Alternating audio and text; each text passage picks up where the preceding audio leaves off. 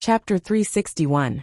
Then, the Gu family came to ask when old Sheng would settle things between Sheng Xiao and Mu Qiqi, and make room for the young lady of the Gu family. After all, she was the young lady of an aristocratic family. It was impossible for her to meddle in someone else's relationship when Sheng Xiao still had a fiancé. How could she explain that to Sheng Xiao?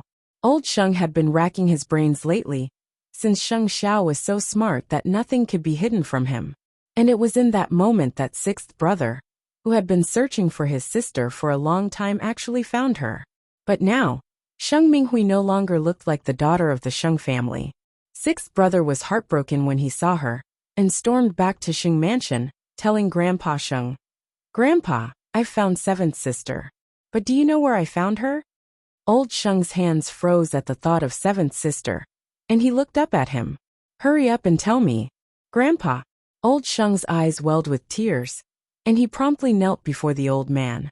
Seventh sister shouldn't be chased out of the family no matter how wrong she was. I found her in a nightclub. She's seriously ill, and is now in the hospital. She's humiliated and defiled like this, and it's crushing my heart. The old man's eyes widened at that. What's wrong with her? It's better if you don't know. Sixth brother couldn't help crying. Either way, there's no way she could marry a man with a clean conscience. The old man did a double take and rose to his feet. "Take me to her." "There's no need, Grandpa. She doesn't even know you now." Sixth brother knelt in front of Grandpa Sheng and grabbed his pants. "Grandpa, I really can't take it lying down after seeing seventh sister like that. Mu Qiqi hurt seventh sister like that. Does she still want to marry into the Sheng family? Grandpa, please deal with Mu Qiqi. Do you think I have the final say in this matter? It's eighth brother." Old Sheng snorted. If eighth brother wants to protect Mu Qiqi, who in the family could touch her? "Grandpa, has Mu Qiqi not brought enough trouble to the Sheng family? Do you really have the heart to let her become the mistress of the Sheng family? Then as brothers will have a hard time. Grandfather, I really suggest that we break off the engagement with the Shin family. If you don't believe me, have everyone in the Sheng family visit seventh sister, and see if the Sheng family can tolerate her." At sixth brother's words, the old man suddenly had a new plan. Using Sheng Minghui's matter as a pretext, he might be able to sever their fiancé nominally. Moreover, the Shin family had no room to refute. As long as the two of them broke off the engagement, things would be much easier. "Tomorrow ask your parents to visit Old Seven." Old Master Sheng sighed. Finally, after being troubled for so many days, he found a breakthrough. "Try to make the matter as big as possible." "I understand." Sixth brother wiped away his tears and rose to his feet. Whether eighth brother really likes Mu Qiqi or not, the Sheng family has no place for her. If eighth brother can't bear it, he should get out of the Sheng family. "No, I just want Mu Qiqi to get out." Given how important eighth brother was to Huang Yao, he did not want to suffer a double loss. That was why he had to find an excuse to have Miss Gu join the Sheng family. That way, there would be a chance for Sheng Xiao and Miss Gu to develop a relationship. That was why the old man was prepared to make things difficult for Mu Qiqi. Late at night, at the Su family's home, as the reunion banquet was drawing near, the Su couple were checking the guest list in the living room, while Su Yihong was beside them to see if there were any guests they had missed. Soon, Jing Yun led Sheng Minglan into the main entrance of the Su family's home. Seeing that everyone else was present, he sat down with Sheng Minglan across from her father and brother. "Fenger, you're back. How's work?" "Everything's fine, mother," Jing Yun said. After all, after he had punished the troublemaker colleague, the other pretentious scoundrels were much more discreet. At the very least, they would not dare to trouble him openly. "You don't know, mother, but the head of the purchasing department told me that third brother is astonishingly capable." Su Yihong smiled at Mama Su even as he sipped his coffee. "That's good." Mama Su was pleased, and kept her head down to check the guest list. Even so, Jing Yun's gaze fell upon Su Yihong's coffee cup. "I think I'm going to transfer third brother to another department soon. Third brother, third sister-in-law, dad, mom. I'm going to rest."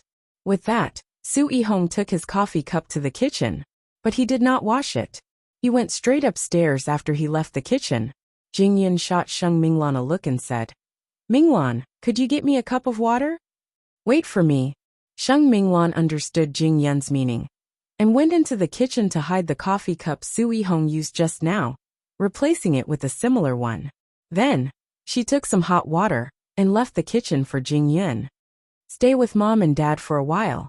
I'm going up. All right. Sheng Minglan did not touch the cup because she had covered it with plastic wrap and carefully took it out when she returned to her room. Soon, Jing Yun followed her upstairs as well. His eyes darkened when he saw the cup. But I haven't gotten your father's yet. Otherwise, I could have given it out later. What do I need my father's for? Mine will do. Jing Yun told Sheng Minglan. But I need an excuse to leave. That's easy. Just say that eighth brother called for us. Jing Yun nodded and washed up as usual. But soon, he brought Sheng Minglan downstairs. Where are you going? Auntie, eighth brother wants us to go to Jingting. We'll be right back. Sheng Minglan quickly explained to Mama Su. Mama Su nodded. Don't be late. Upstairs, Su Yihong watched as the two left, but did not suspect that the coffee cup he used just now had been swapped. He was aware that Jing Yun was a schemer, but did not know that Jing Yun was trained by Sheng Xiao, and he was not just smart on the surface. The two promptly sent the sample to the identification center, and the outcome would be clear once they verified that Jing Yun and Su Yihong were biological brothers. The reunion is in a few days, and the results would be out. What do you plan to do then? Sheng Minglan asked Jing Yun, although she was actually worried about him. As long as he doesn't bother me during the reunion, I won't embarrass my parents. We'll talk about it in private, Jing Yun replied, looking at Sheng Minglan. Moreover, I have to set up a trap to get evidence that he abandoned me. Chapter 362. When the Sheng family heard that sixth brother had found seventh sister, and that she was in the hospital, they all took some time off to visit her. At first, Grandpa Sheng had arranged for the Sheng family to put on a show and stand up against Mu Qiqi. But when they saw what happened to seventh sister, they were filled with rage. The young lady of the Sheng family was now tormented to the point that she was neither human nor ghost. She was violated in a nightclub by a man, and was now seriously ill. There was no need for an act. Third uncle and third aunt of the Sheng family were directly kneeling before Grandpa Sheng, begging him to stand up for their daughter. Usually, the couple did not have the right to care about their child. But this time, with sixth brother's hint, Grandpa Sheng would definitely stand up for Sheng Minghui. The woman on the sickbed was thin and weak. Moreover, she was not in her right mind. No one could imagine how much she had been through. And with that thought, everyone's hatred for Mu Qiqi deepened.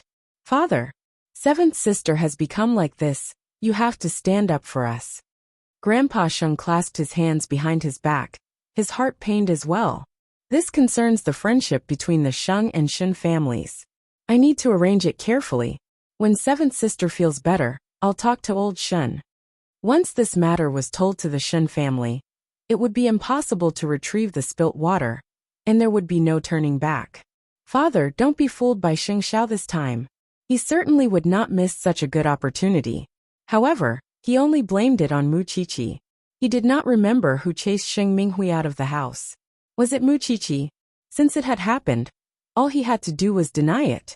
No matter what happened, it would always be someone else's fault. That was how Grandpa Sheng always did things.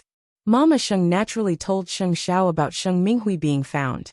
Although, Mama Sheng did not expect that Grandpa Sheng would use this matter to get rid of Mu Qiqi. But Sheng Xiao was different. Judging from Grandpa Shen's recent actions, he knew that Sheng Minghui being found would be the best excuse for Grandpa Shen to lay his cards on the table with the Shen family. After all, Sheng Minghui was seriously injured. Mother, there's going to be a lot of drama at home. What do you mean? Grandfather has taken a liking to the young lady of the Gu family to replace Qi. Now that seventh brother has been exposed, do you think he will miss such a good opportunity and not take advantage of it? Mama Sheng was shocked after listening to Sheng Zhao's analysis. No wonder.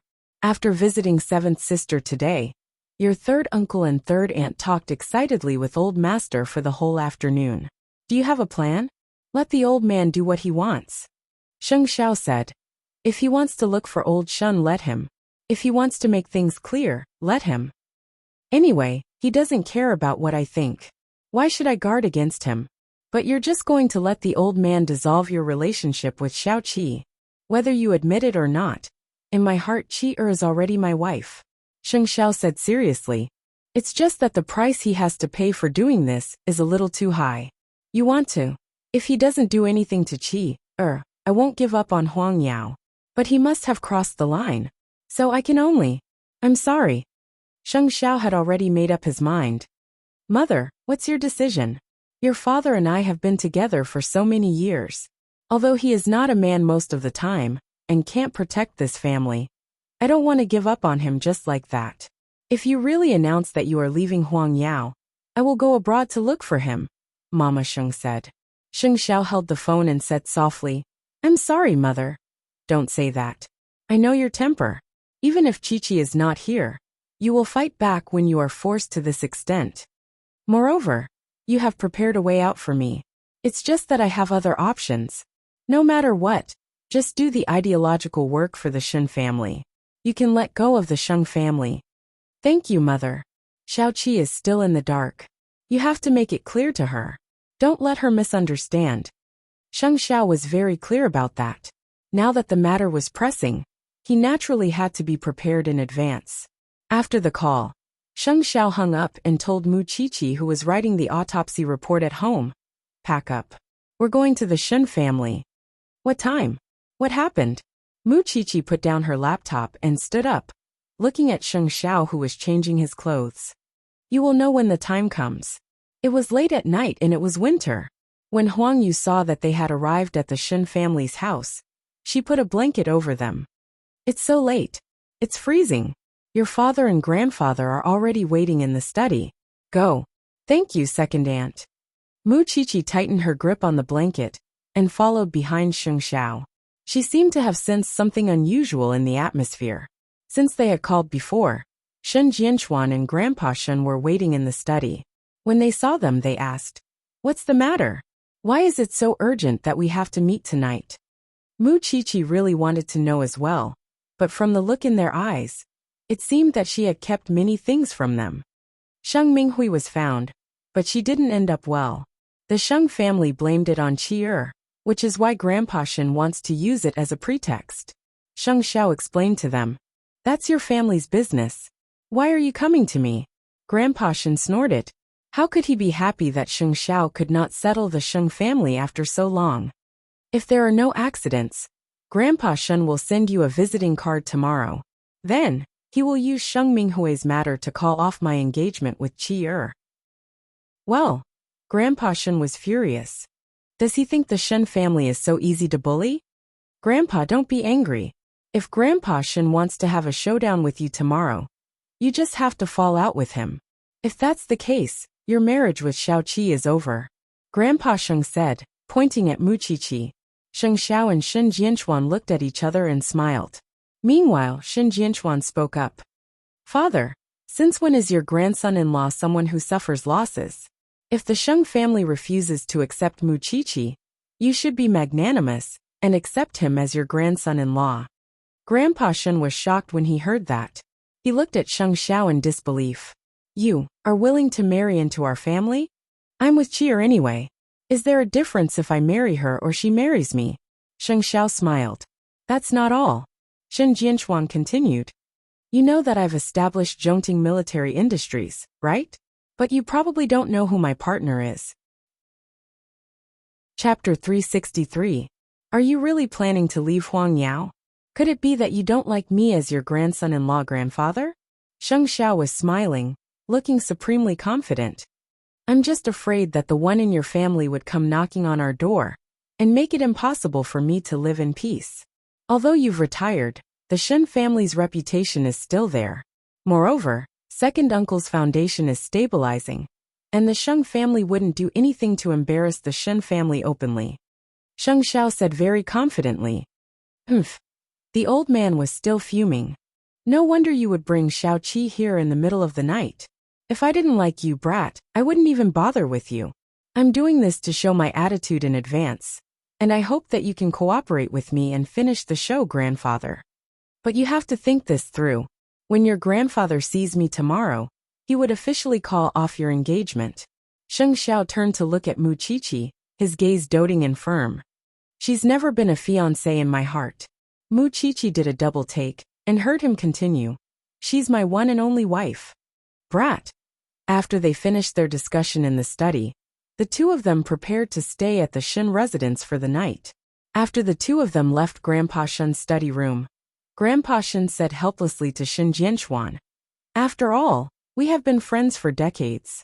I really don't understand why I, Xiao Qi, am not good enough for his eighth brother. Father, Sheng Xiao is sincere toward Qi, which means he's not willing to let you control her. Secondly, you're retired and Qi is a girl.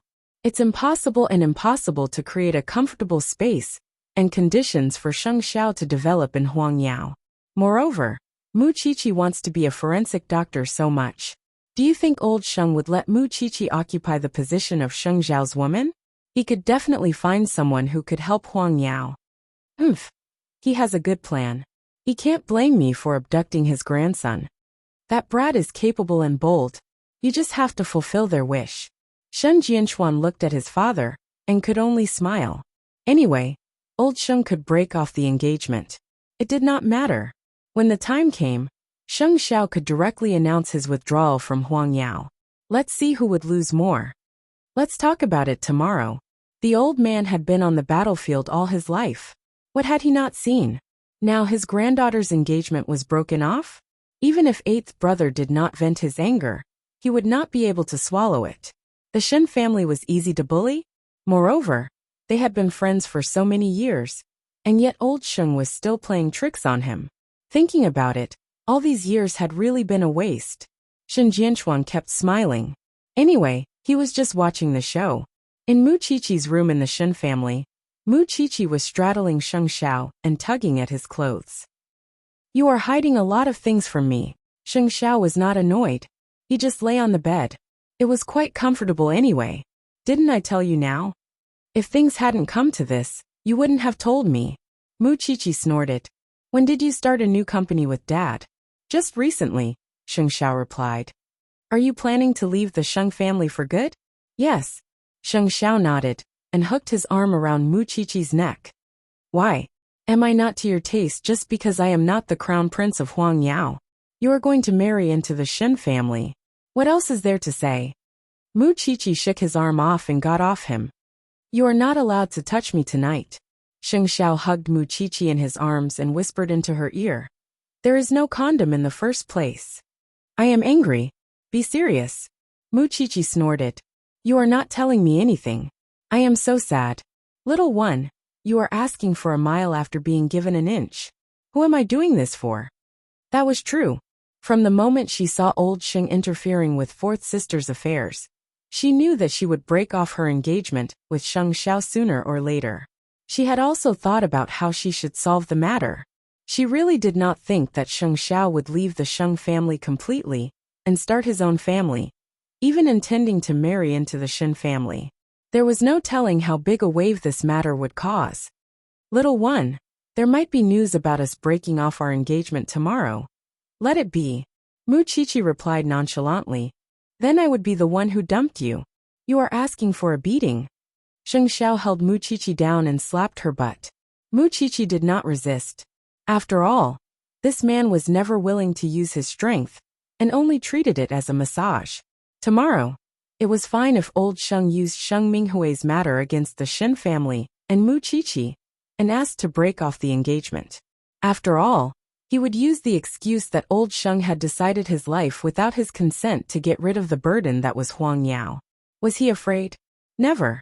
In fact, he preferred the environment and the unity of the Shen family. Many people would not be able to sleep tonight. Would they? Old Sheng was worried if there would be any changes in this matter, and if eighth brother would know about it in advance.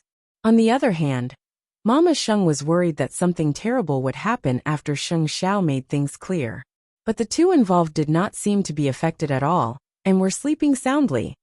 The next morning, sixth brother went to old Sheng's study.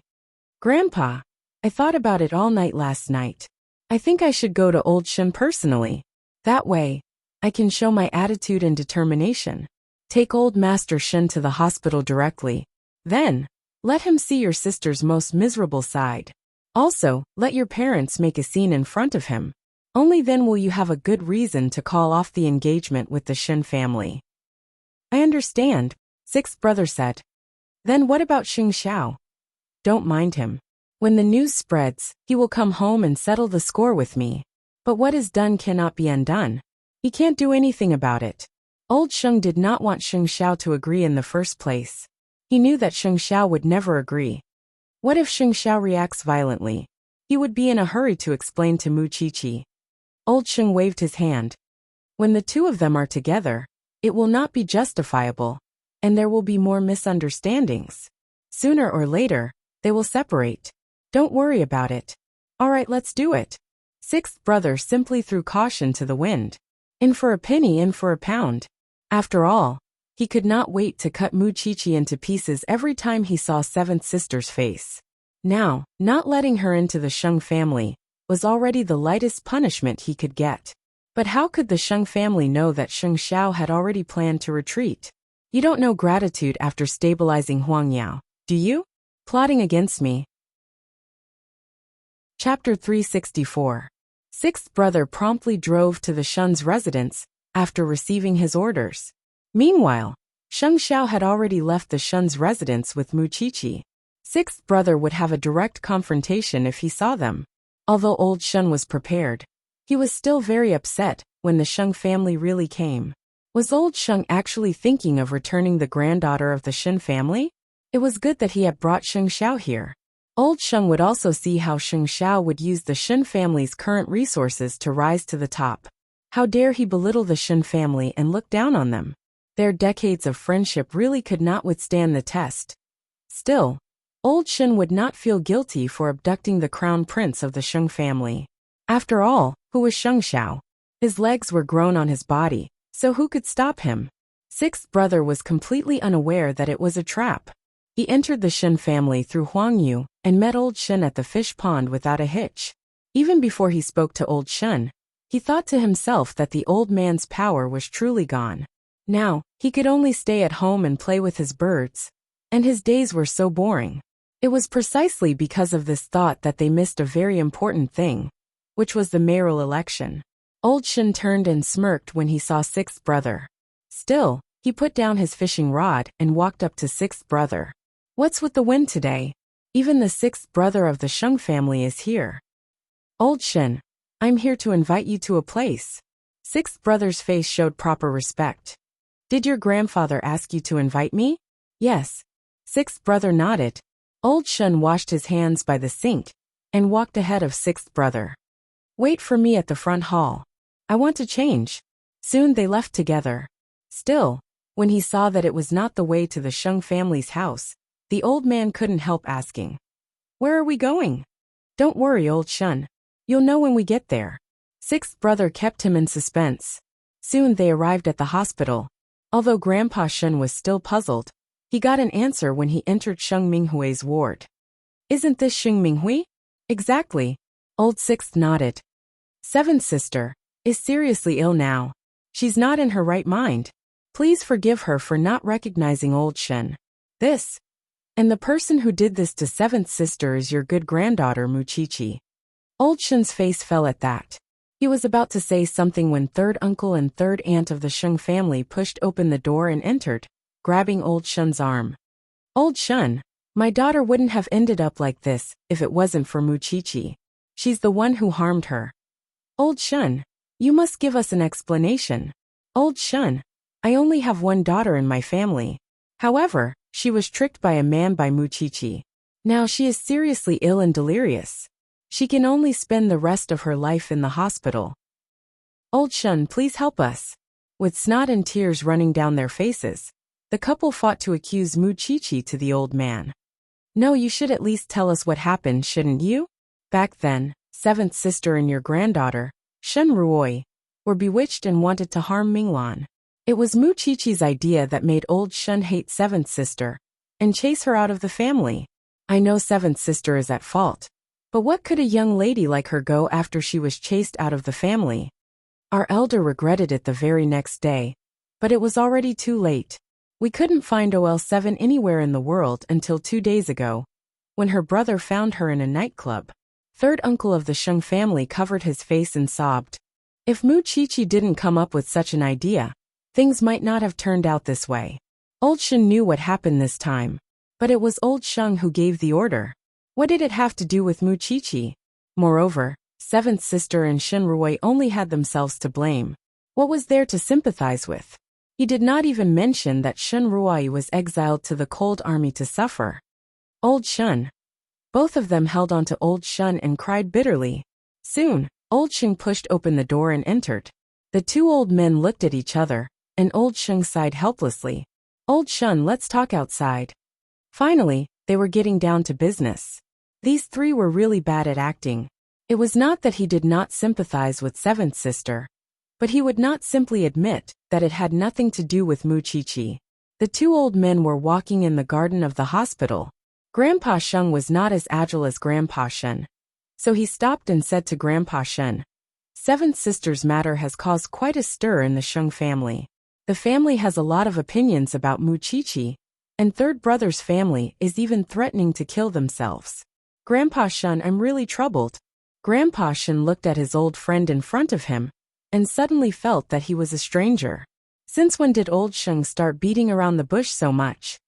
Old Sheng, just say it if you have something to say. Perhaps our eighth brother and Mu Qiqi are not fated. As a grandfather, I can't absolve myself from the blame when our family is in such a mess. That is why I've come to you shamelessly today. What I want to say is that we should forget about the marriage between our families. Mu Qiqi is smart and obedient. She would definitely find a better home. But there's no telling when seventh sister would leave. She's so sick that she can't face Mu Qiqi even if I look after her. Grandpa Shen fell silent after hearing this. After a while he asked, feeling rather humiliated, "Who is more responsible for the matter between seventh sister and Shen Ruoi? You're the one who chased your granddaughter out of the family. Now that something has happened, you're blaming my granddaughter? It's my fault. I shouldn't have listened to Mu Qiqi." Was that an apology? Old Master Shen had finally seen it for himself. "I know that you've never acknowledged Mu Qiqi from the start. You only agreed to the engagement because she's still young, and you could turn the tables on her at any time." "Old Shen, what are you talking about?" Old Sheng began to quibble.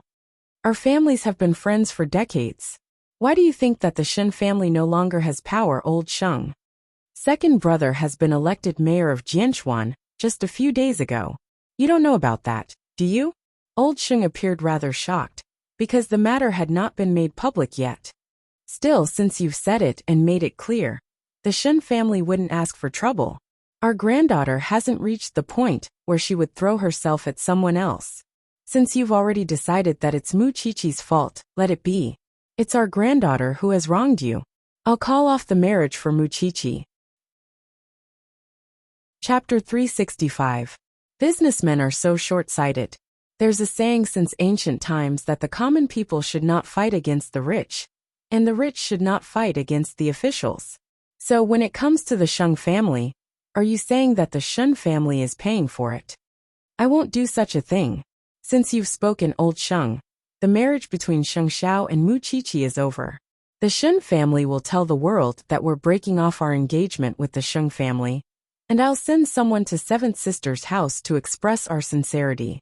Old Shen, since you have the intention of shedding all pretense of cordiality with me today, then I shall accept this favor. Old Master Shen raised his eyebrows. He did not hold back when he spoke to Old Master Sheng. Let's forget about our past relationships today. Old Sheng panicked inwardly when he saw Old Shen's decisiveness.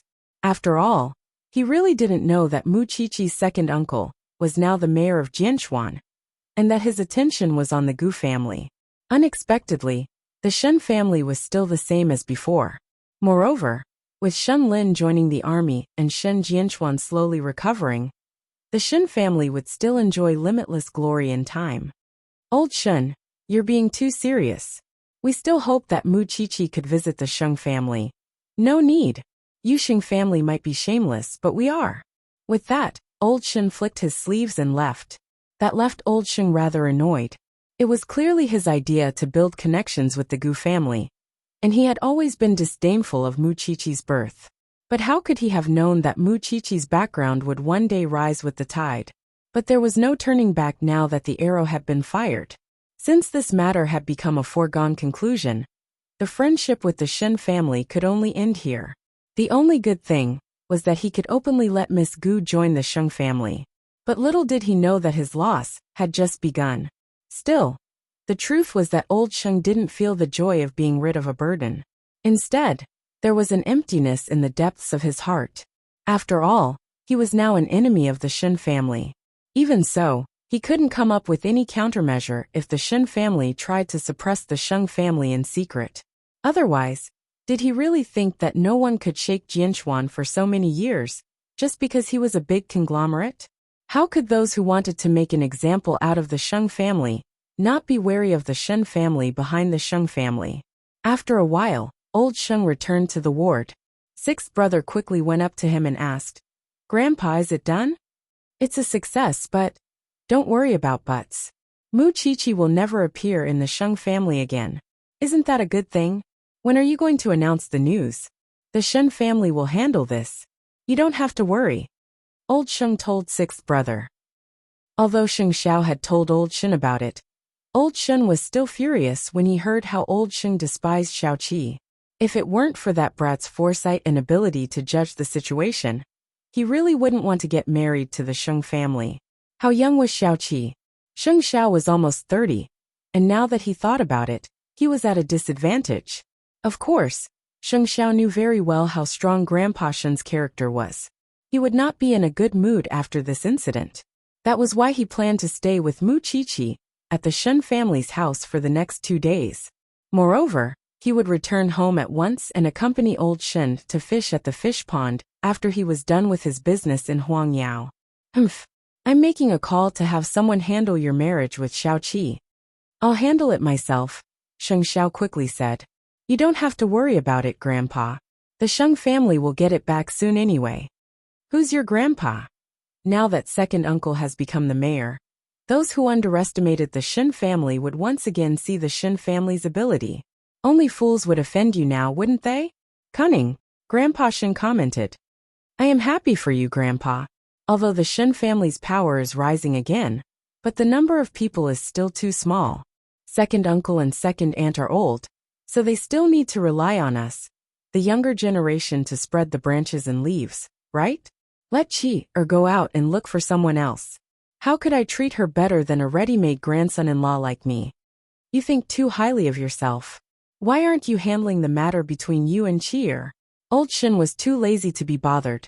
Of course, he had seen many things clearly now that the Shen family was rising again. That was why keeping a low profile before was the right thing to do. Sheng Xiao smiled and called a reporter he was familiar with. "I've got some news for you. Do you want it?" "What's the big news?" "The Crown Prince of Huang Yao has broken off his engagement with Mu Qiqi, the granddaughter of the Shen family. It's because the elders of the Sheng family don't like Mu Qiqi's status. Is the news reliable? If you don't report it, the Sheng family would beat you to it," Sheng Xiao said playfully. The reporter promptly asked to hang up at that. "I'm going to write my draft." After all, the feud between rich families was always good material for gossip. Of course, with Sheng Xiao letting the news out like that, it was all the Sheng family's fault. Looking down on Mu Qiqi's background, in any case, she was the legitimate daughter of the Shen family, the mayor's niece. How could the Sheng family look down on that? Were they going to marry the empress? Therefore, before the Sheng family could inform the rest of Huangyao, the news had already spread. Lu Qianqian, Su Zipei, and Jing Yun all called Mu Qiqi.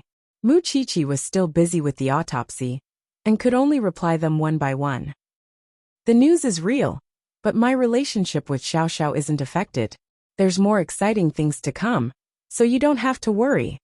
The Sheng family is abandoning the little bride just like that? To tell the truth, Mu Qiqi is only 19, while the Crown Prince is 27. Isn't it obvious who's the winner? The Crown Prince likes Mu Qiqi so much, but the elders still control his marriage. The Sheng family really doesn't know what's good for them. Let me tell you a secret. The Shen family has just won the election and is flourishing. But the Sheng family is actually looking down on them? Whatever the case, the two have broken off their engagement in name. There are plenty of young geniuses and young ladies. They have a chance now. What a pity. I really want to see how the people react. How the people react?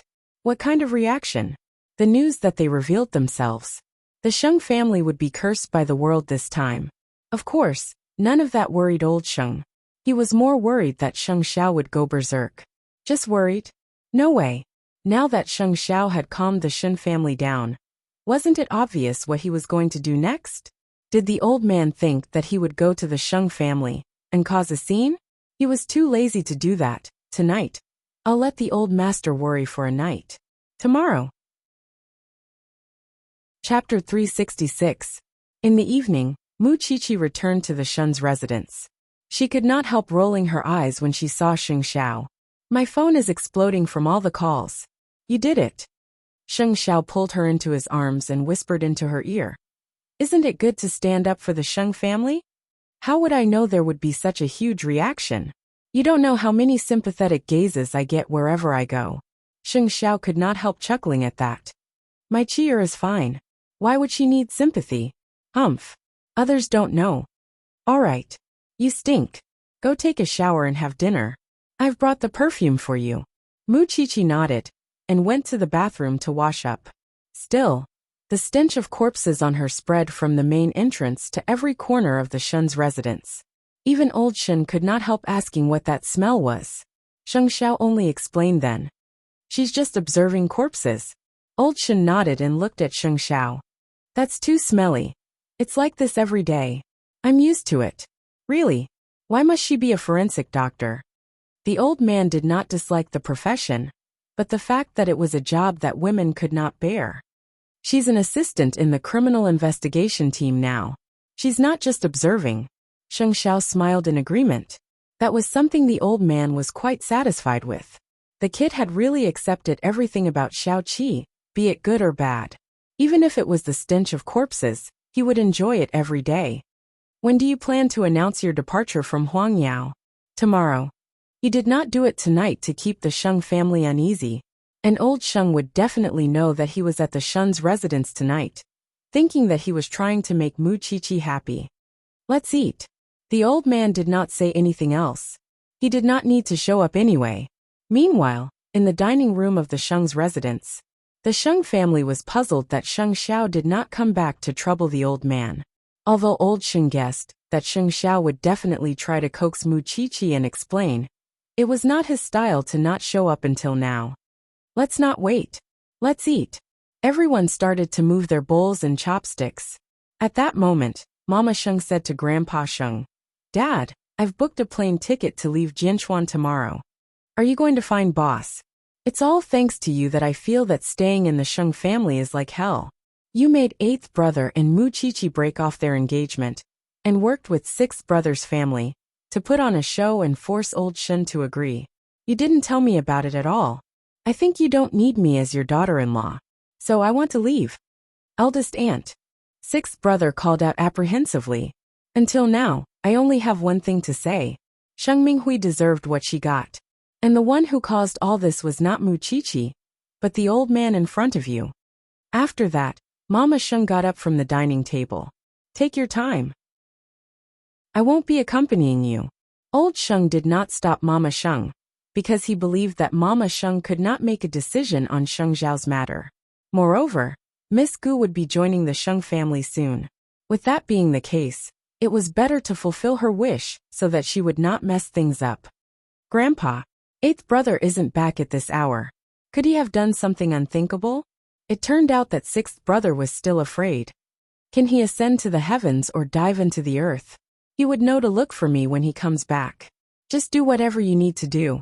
Old Sheng wiped his hands with a napkin and quietly ate his dinner. Soon, Mama Sheng left the Sheng family's house with her luggage.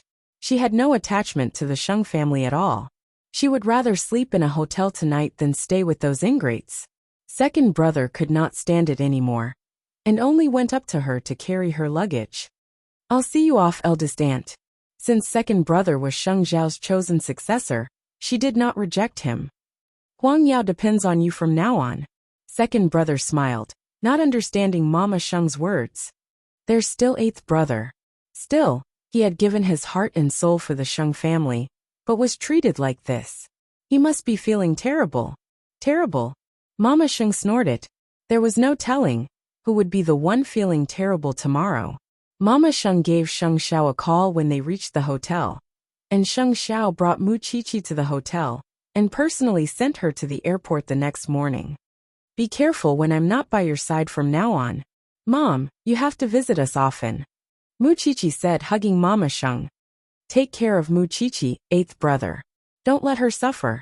The Sheng family is so heartless. Sheng Xiao smiled and pointed at the security checkpoint. It's almost time. Go. It's not like we won't meet again. Remember not to bully Mu Qiqi. I'll remember. Mu Qiqi was really touched. Although she had never experienced motherly love from Su Ziqing, Mama Sheng treated her like her own daughter, and would spare no effort for her and Sheng Xiao. Soon, Mama Sheng's figure disappeared through the security checkpoint. That was when Mu Qiqi sighed. I have one less family. Sheng Xiao put his arm around Mu Qiqi's shoulder and led her out of the airport. It's Mom's choice. I know. I just feel bad. All right, I'll send you to the forensics lab. I still have things to do. Sheng Xiao quickly changed the subject with his little one, or she would keep thinking about him. Are you going to fight the Sheng family? Fight? Not really. I'm just spreading some news. With that, Sheng Xiao started his sports car and sent Mu Qiqi to the forensics lab. Meanwhile, the Sheng family was even more anxious. Logically speaking, they would only feel normal after Sheng Xiao caused a ruckus. Otherwise, it would be the calm before the storm as long as Sheng Xiao did not show up. Hoping for Sheng Xiao to show up. What a shame. Sheng Xiao would never show up. Soon, old Sheng received a call from the director of Huang Yao. What's going on? Sheng Xiao hasn't come to work yet. Meanwhile, Sheng Xiao's resignation letter was handed to second brother, who was stunned when he read it. Meanwhile, the secretary was asking second brother about the meeting that Sheng Xiao was supposed to be hosting. Should we keep waiting for the crown prince? Second brother had a complicated look on his face, and only said one thing. No need. He won't show up again. At the same time, a reporter from a financial magazine received the news. Sheng Xiao, the crown prince of Huang Yao, has publicly announced that he is resigning as the CEO of Huang Yao and leaving the company forever. From now on, he would never meddle in Huang Yao's affairs. This is the second time the crown prince has resigned from Huang Yao this year. Chapter 367. Even so, the old man was dismissive when he heard the news. Eighth brother was playing that trick again. He had threatened him with ignoring Huang Yao the last time. Was he going to play the same trick again? Unfortunately, the old man would not fall for it. That was why old Sheng was not concerned at all when news of Sheng Xiao's departure from Huang Yao spread like wildfire. That was until second brother returned home, with Sheng Xiao's resignation letter and share transfer letter. As the deputy CEO of Huang Yao, do you need me to teach you how to hold your ground in the company when eighth brother is being willful? Sixth brother even sneered. Second brother, you haven't seen eighth brother's tricks, but I've seen it once. He's doing this just to make grandpa compromise. In a few days, he'll come back when he's achieved his goal. Second brother, however, was not as optimistic as they were. He directly handed over Sheng Xiao's resignation letter and the transfer of his shares. The old man took a look at it and immediately took 2 steps back. This was all handed over by eighth brother? Eighth brother wouldn't show his face at all, and only had his assistant deliver these things. Grandfather, no matter how willful he was in the past, it's clear that he's not joking this time. The old man's expression changed completely. Sixth brother snatched it for a look and was shocked. Eighth brother is serious? Grandfather, did you not think that eighth brother would really be angry after you caused such a ruckus and broke off the engagement with the Shen family on your own? Who in the family doesn't know how scary his anger is? Have you ever thought that eighth brother would really abandon Huang Yao? The old man really did not think that way, because Huang Yao had given Sheng Xiao unparalleled glory and status. That was why he did not believe that Sheng Xiao would give up on the family's power and wealth. No, he did not believe that eighth brother would give it all up even now. Where is eighth brother now? Old Sheng asked. We broke off our engagement with the Shen family yesterday, and eighth brother, had someone deliver these things today. With Xiao Qin's departure yesterday, it's easy to imagine that the bastard had planned for this day to come. Eighth brother is probably at the Shen family's residence now. Second brother answered. I'll go look for him now. Right now, the Shen family is not a place that just anyone can enter. Second brother reminded old Sheng. Grandfather, you should know that second uncle of the Shen family has been elected mayor of Jianchuan, right? The old man took a deep breath and tried to suppress the anger in his heart. Then find eighth brother for me. Since he doesn't even want to go to Huangyao now, he naturally doesn't want to see you. The more important thing now is to stabilize Huangyao. Grandfather, I'm afraid you'll have to do it yourself this time. Didn't eighth brother just get rid of Mu Qiqi? Is there a need for such a big reaction? Second brother glared at sixth brother at that. You really should be grateful to eighth brother for having such a good life now. When he's gone, you'll know how your life would change dramatically. That's right, sixth brother. You should be grateful to eighth brother. Sixth brother was unconcerned. After all, would Huangyao crumble just because Sheng Xiao was gone after so many years of standing? Naturally, second brother could not be bothered to waste words with him, and promptly followed the old man, heading to Huangyao to appease the shareholders. At first, old Sheng had wanted to hide the fact that Sheng Xiao had handed in his resignation letter and transferred his shares. However, Sheng Xiao had already revealed the details to the reporters, which was why the old man could not hide the fact that Sheng Xiao was leaving Huangyao at all. Huangyao was in a state of turmoil all at once, just as rumors spread everywhere. At the end of the day, it was all because the old man had taken the liberty to call off the engagement with the Shen family, which was why Sheng Xiao had such a drastic reaction. No, it might have seemed urgent and fierce to outsiders, but he had been planning it for some time. Otherwise, he would not have been able to provide whatever the old man needed. It looks like the crown prince is really going to leave the Sheng family. He can't even protect his own woman. Perhaps Sheng Xiao thinks that being the crown prince is useless, and simply doesn't want it anymore. I don't have to say it, but is the head of the Sheng family blind? It's already very unwise to call off the engagement with the Shen family at this juncture. Why would he underestimate the crown prince's influence on Huangyao? The outside world was very clear about the matter. Sheng Zhao's actions were clearly provoking the old man. Huangyao's board of directors called for an emergency meeting, but old Sheng could only keep the shareholders at bay for now, even promising to bring Sheng Xiao back. After that, he wanted to meet Sheng Xiao, but found that the security was much tighter when he arrived at the Shen family's residence. Remembering how he had humiliated old Shen yesterday, old Sheng did not want to show up now. Even so, he had to meet Sheng Xiao. In the past, old Sheng did not have to go through strict checks when he entered the Shen family, but he was stopped by the guards now. When the guard saw that it was him in the car, he promptly told the old man, "I'm sorry, old Mr. Sheng. Mayor Shen has decreed that he will not meet any Sheng family member who comes to the Shen's residence. I hope you can understand our hardships and turn back." "Me too. You're first in line. It's fine if you don't want to meet me. Hand over my grandson." "I'm sorry, old Mr. Sheng. Young master is free to come and go in the Shen's residence, and no one is giving him a hard time. His legs are his, and there's nothing we can do if he doesn't want to come out." Old Sheng angrily closed the car window and was forced to return home. He really did not expect Sheng Xiao to be so decisive. "Find out where Mu Qiqi is right now. I want to meet her." And Sheng Xiao wouldn't lock her up, would he? Mu Qiqi was at the forensics lab, but Su Che was with her at the moment. Old Sheng arrived at the entrance of the forensics lab, and when Mu Qiqi finally came out, he ordered his men to capture her. But Su Che knocked out one of his front teeth with a single punch. Su Che blocked Mu Qiqi's way, and before Mu Qiqi could see who was in the car, he had Mu Qiqi get in and drive off right in front of old Sheng. That was how useful Su Che was. Trained in the special forces, it was not a problem for him to fight 5 people alone. Hence, the old man had no choice but to return to the Sheng family's residence. That was when everyone in the Sheng family came to ask if the old man had seen Sheng Xiao. Second brother watched the old man's expression closely and quickly knew the answer. Perhaps. Chapter 368.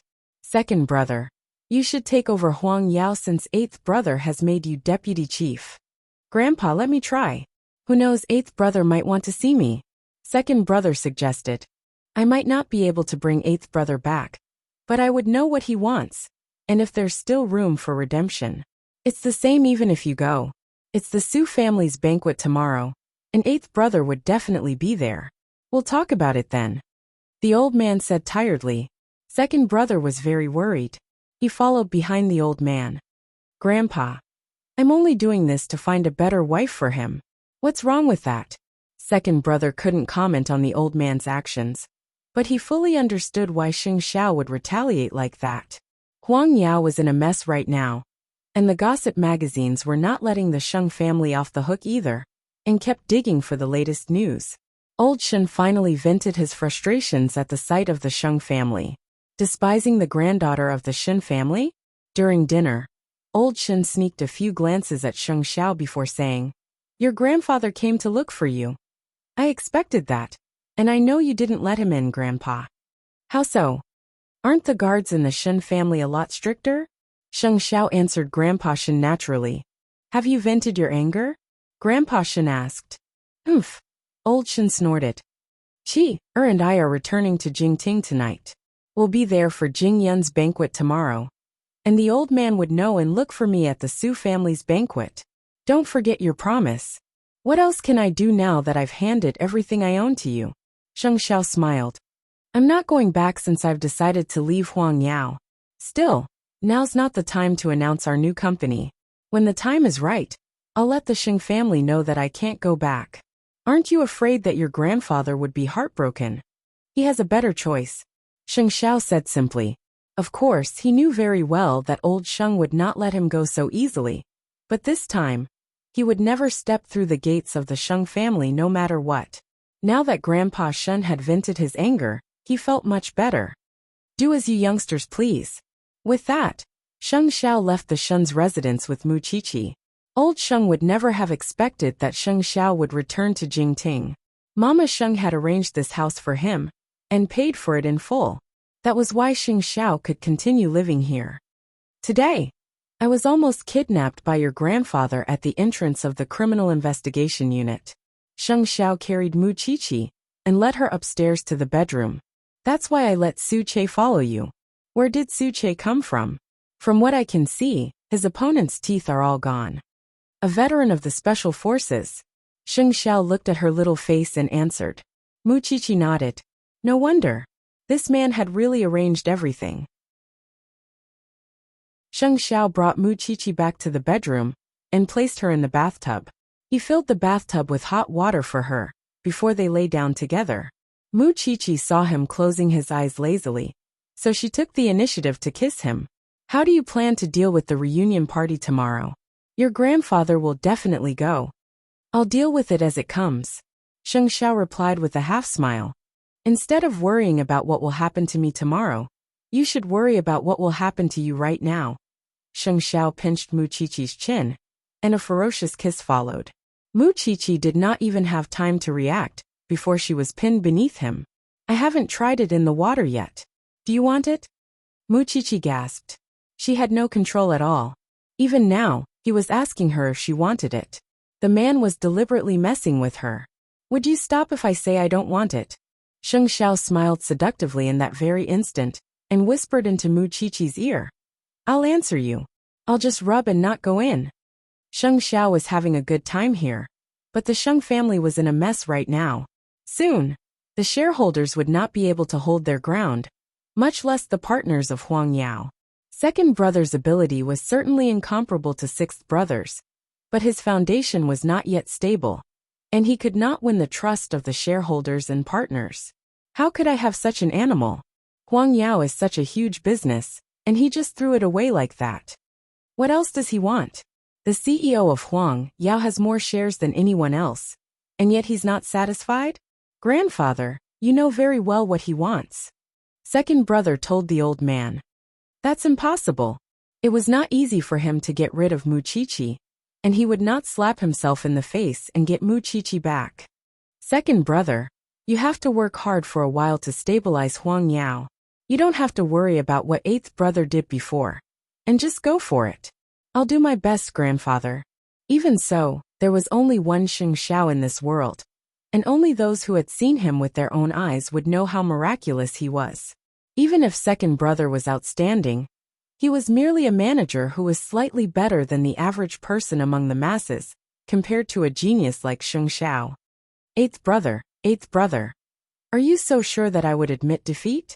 After all, the old man believed that Xing Xiao was only trying to fight back from the jaws of death. He had played the same trick last time, and naturally could not scare the old man, which was why he was increasing his stakes this time. This time, we'll see who can keep their composure. The old man was waiting for Xing Xiao to understand that he would not compromise this time. Even so, he did not know that all he got was Xing Xiao announcing the establishment of a new company. Of course, he would bring second brother to the Su family's banquet tomorrow. At the very least, he would have a good talk with that animal before the confrontation. Over the years, Xing Xiao had been demanding nothing from the Sheng family. Regardless of how the Sheng family viewed him, he had managed Huang Yao well. Even so, the old man could not tolerate Muchichi. The entire Xing family was under the protection of his ability, but none of them were grateful. How many people actually worked in Huang Yao with such a huge group, and such a huge family business? That was the part where second brother understood Xing Xiao best. All they saw was Xing Xiao basking in the glory of the crown prince, and being respected and feared by all of Jianchuan. However, they did not know how much effort Xing Xiao had put in behind the scenes, and how much responsibility he had shouldered for the Sheng family.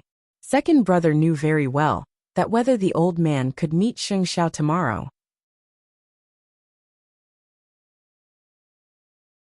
Chapter 369.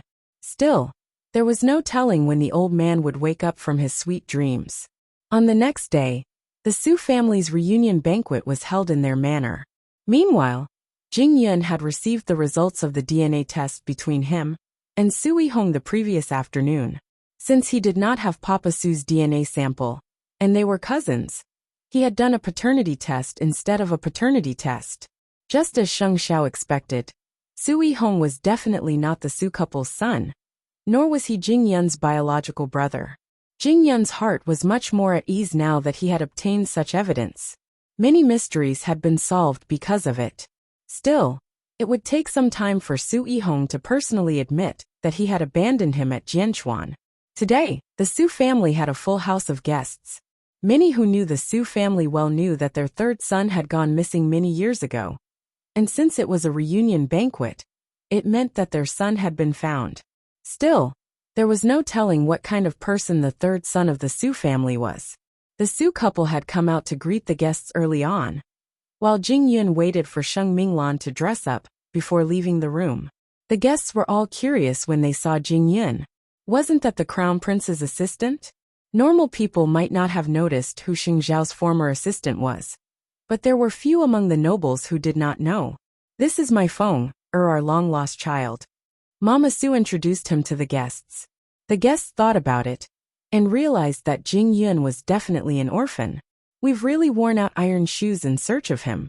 That child is doing well in the Sheng family, but I didn't expect him to be the third son of the Su family. Isn't that so? He really looks like a talent. The guests all began to praise him, while Su Yihong was greeting the guests as well. Although he really did not want Jing Yun to appear before them and be acknowledged, his parents were not easy to fool. Moreover, Jing Yun was careful enough, which was why the tricks Su Yihong came up with had not worked on him yet. I really didn't expect that the former assistant of the Sheng family would be the third son of the Su family. There's no telling what the Sheng family has fallen into this time.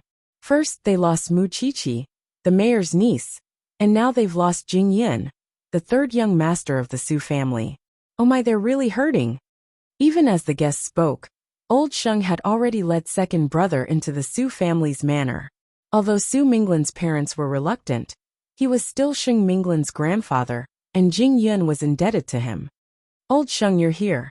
Please take a seat." Papa Su quickly greeted him. "Congratulations, congratulations on finding your son. It's all thanks to Elder Sheng that we can see our son again." Knowing that Sheng Xiao had left Huang Yao, Sheng Minglan did not hate the old man that much. Hence she greeted him, "Grandpa." "Minglan, let's go to the side and talk." Sheng Minglan knew that the old man was probably going to ask her about Sheng Xiao, but she really did not know anything about Sheng Xiao leaving the Sheng family. Even so, the grandfather and grandson still walked to a deserted corner. "You know what happened to eighth brother, right? I learned about it from the news." Sheng Minglan answered honestly. "Huang Yao is a pile of loose sand right now. If you could you return to Huang Yao and help Grandpa?" Old Sheng asked Sheng Minglan. "You should know how much damage Huang Yao would suffer from eighth brother's departure. If you were a Sheng, wouldn't you help Grandpa in times of need? Grandpa doesn't object to you and Jing Yin now. Is that all right? I need to think about it." Think about it. Did Sheng Minglan think that the old man was asking her to return because he needed her as his granddaughter? That was not it. The old man was asking her to return because he needed the Su family's backing. Now that Huang Yao was in a precarious situation, he would have an excuse to keep the shareholders in line with his in-laws. Of course, Sheng Minglan did not think as deeply as he did. Even so, he could not hide his thoughts from Jing Yin and Sheng Xiao. Jing Yin promptly told Sheng Minglan, "I won't stop you if you want to return. As long as you're happy, it's fine. But you should know that Grandpa's real purpose is to use the Su family's backing to stabilize Huang Yao." Sheng Minglan felt a chill down her spine at those words. Why was it that she, as a grandfather, was always scheming against her family? Soon, Sheng Xiao led Mu Qiqi into the banquet hall. The crown prince of Huang Yao.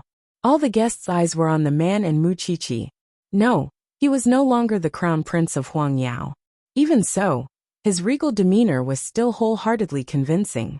It was the first time the Su couple had seen him in all his glory, and they soon had to admit that he was a legend.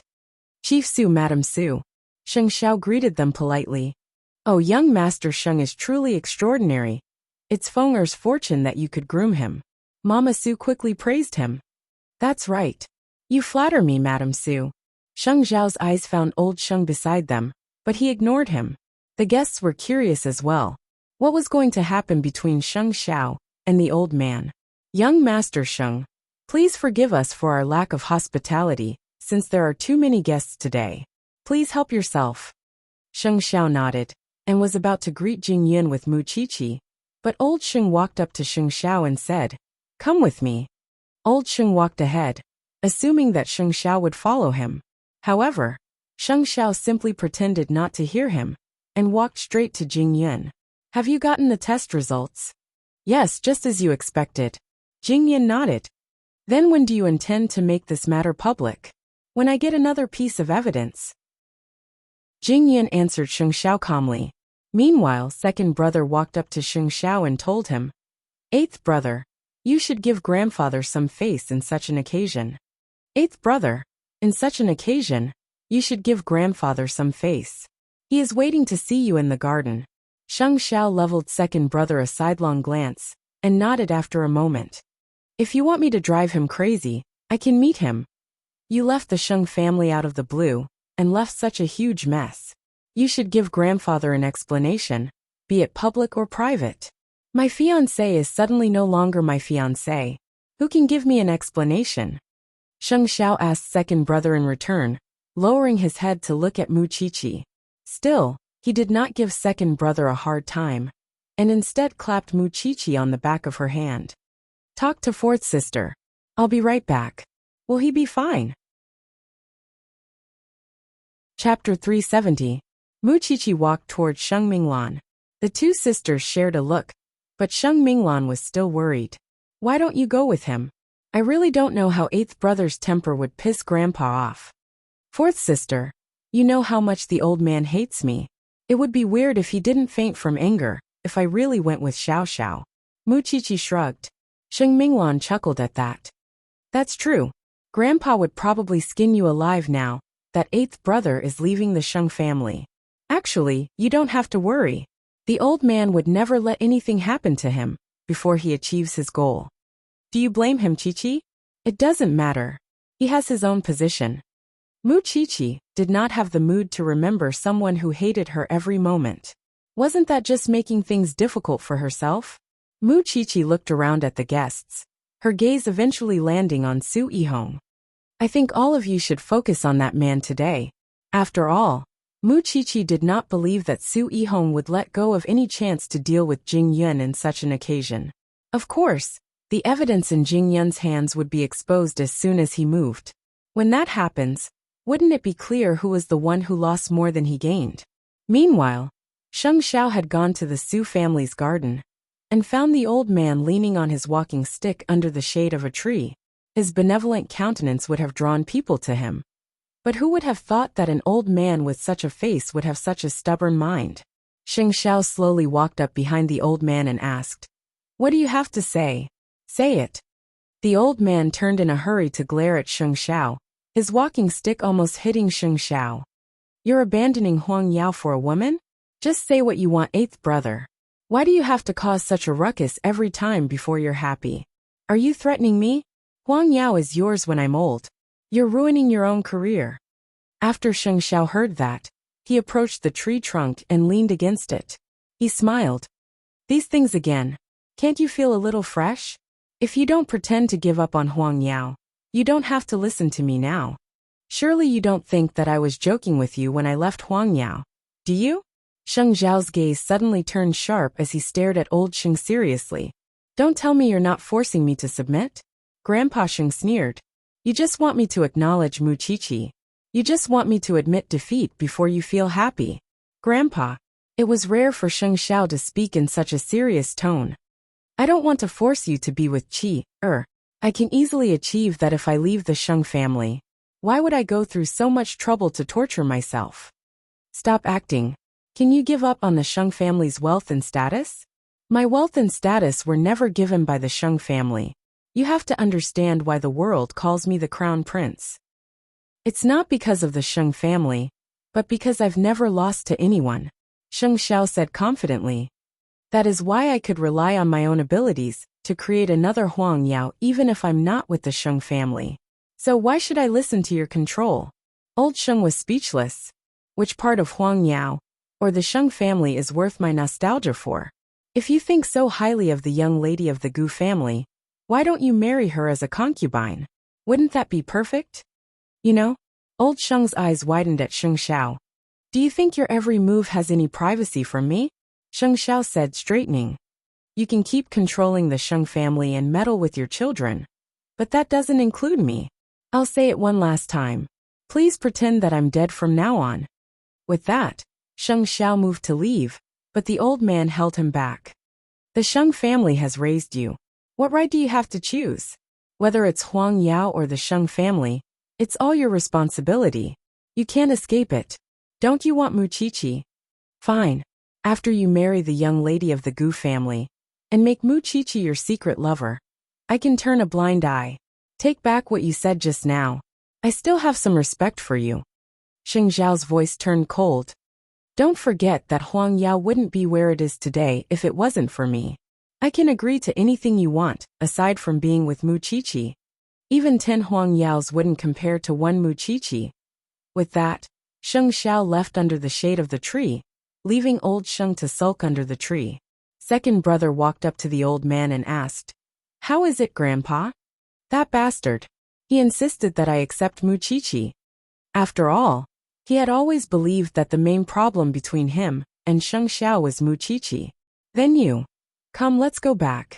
The old man refused to admit defeat. "Talk to Huang Yao's partners and cut all ties with eighth brother. I'd like to see who would be his friend without Huang Yao's protection." Even so, second brother knew very well that Sheng Xiao wouldn't be Sheng Xiao if he was afraid of such things. "Grandpa, don't let your anger ruin your health. I really owe him in my past life."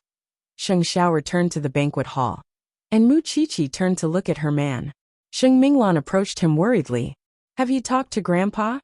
Sheng Xiao lowered his head and took a glass of champagne from a waiter's tray before smiling. He still doesn't seem to accept the fact that I've left Huang Yao. Are you really not going back? Sheng Xiao did not answer Sheng Minglan, and instead put his arm over Mu Qiqi's shoulder. But what are you going to do after you leave the Sheng family? You have to protect her, don't you? Perhaps even the old man believed that he would achieve nothing without someone to rely on after leaving Huang Yao. That was why the old man insisted that he would never give up on everything Huang Yao had at his fingertips. He was just throwing a tantrum. But that was fine. He would let the old man think that way, because he would know that there was no going back when Zhongting went public. Let's just pretend that I have nothing now. Looking around, every guest present was praising Sheng Xiao and Jing Yun for being young and promising, which naturally left Su Yihong with a deadly sense of danger. Chapter 371. Halfway through the reunion banquet, the eldest uncle of the Su family finally arrived. Though he and Papa Su had always been at odds like fire and water, he would still care about the Su family's reputation on the surface and maintain his brotherly bond with Papa Su. That must be my nephew. What a talent! The eldest uncle of the Su family was on the tall side and a little plump, which was why he appeared more burly than Papa Su. His hands were naturally strong too, and it hurt when they landed on Jing Yun's body. Big brother, you've come all the way here to congratulate me. I thank you as your younger brother. Papa Su quickly greeted him. What are you talking about? Everyone knows that for this child, sister-in-law has been crying all day long. Now that the child is back, as the big brother, I can rest assured. Jing Yun did not entertain them, and instead turned his eyes to Su Yihong and his eldest uncle. This father and son pair's wishful thinking was truly resounding. Don't mind your eldest uncle. Just be polite. Mama Su whispered into Jing Yun's ear. Mother, can you help me announce my marriage to Minglan? Jing Yun did not care about his eldest uncle and father, since he would deal with them sooner or later.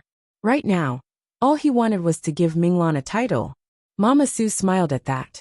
Got it. Hence, Mama Su went to the podium and announced Jing Yun and Minglan's marriage in front of everyone. Naturally, old Sheng was happy to see it. Even if Sheng Xiao was not around at Huang Yao, he still had Jing Yun to comfort him a little. Congratulations to you and Jing Yun, fourth sister, Mu Qiqi quickly said. Mu Qiqi quickly congratulated him. You don't know how worried Xiao Xiao and I were when this blockhead didn't understand. I think you're the only one who's worried. Eighth brother never asks about such things. Sheng Minglan raised a brow. He only has you in his heart. Whatever the case, you're very happy to be with the person you love, fourth sister.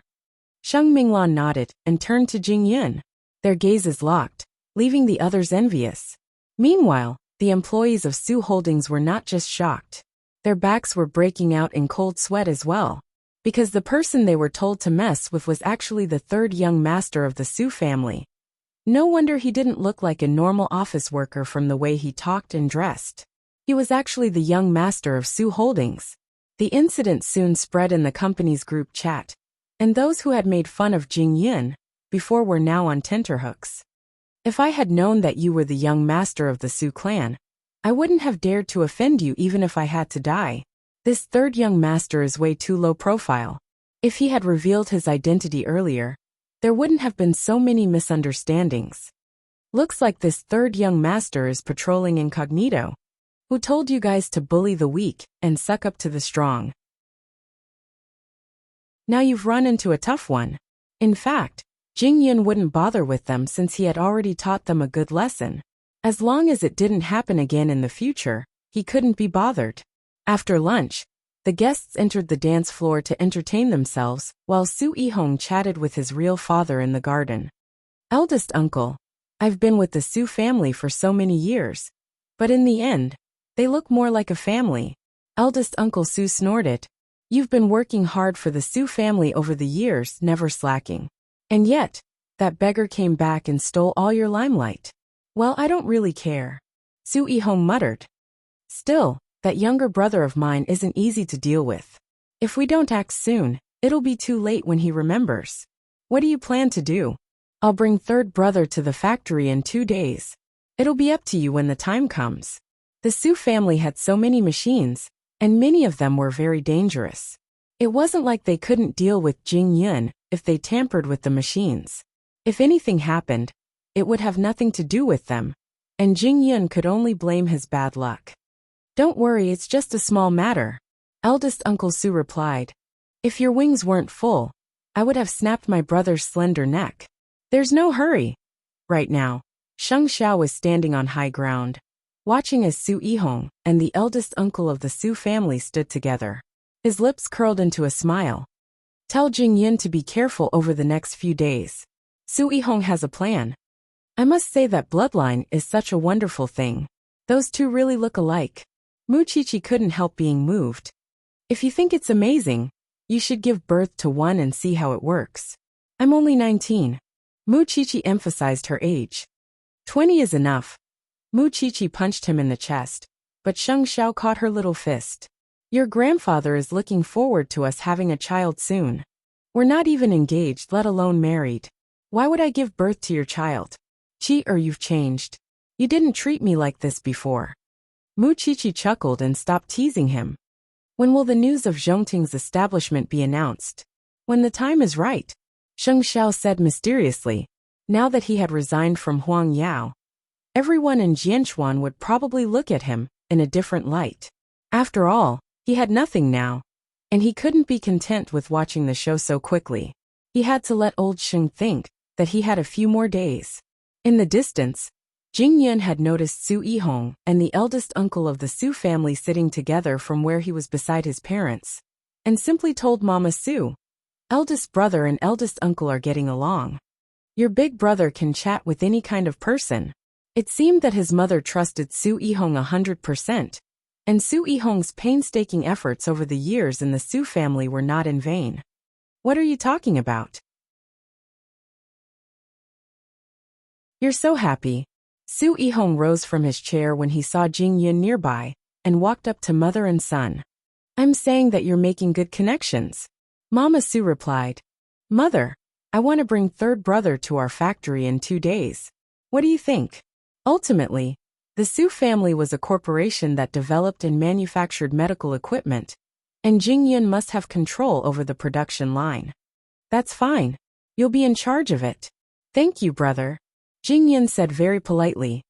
"We're all brothers, and the Su family would be yours sooner or later. That's why you don't have to be so courteous with me." What did Sheng Xiao just say? Su Yihong couldn't hold back. After all, the longer Jing Yun stayed with the Su family, the deeper his bond with the Su couple.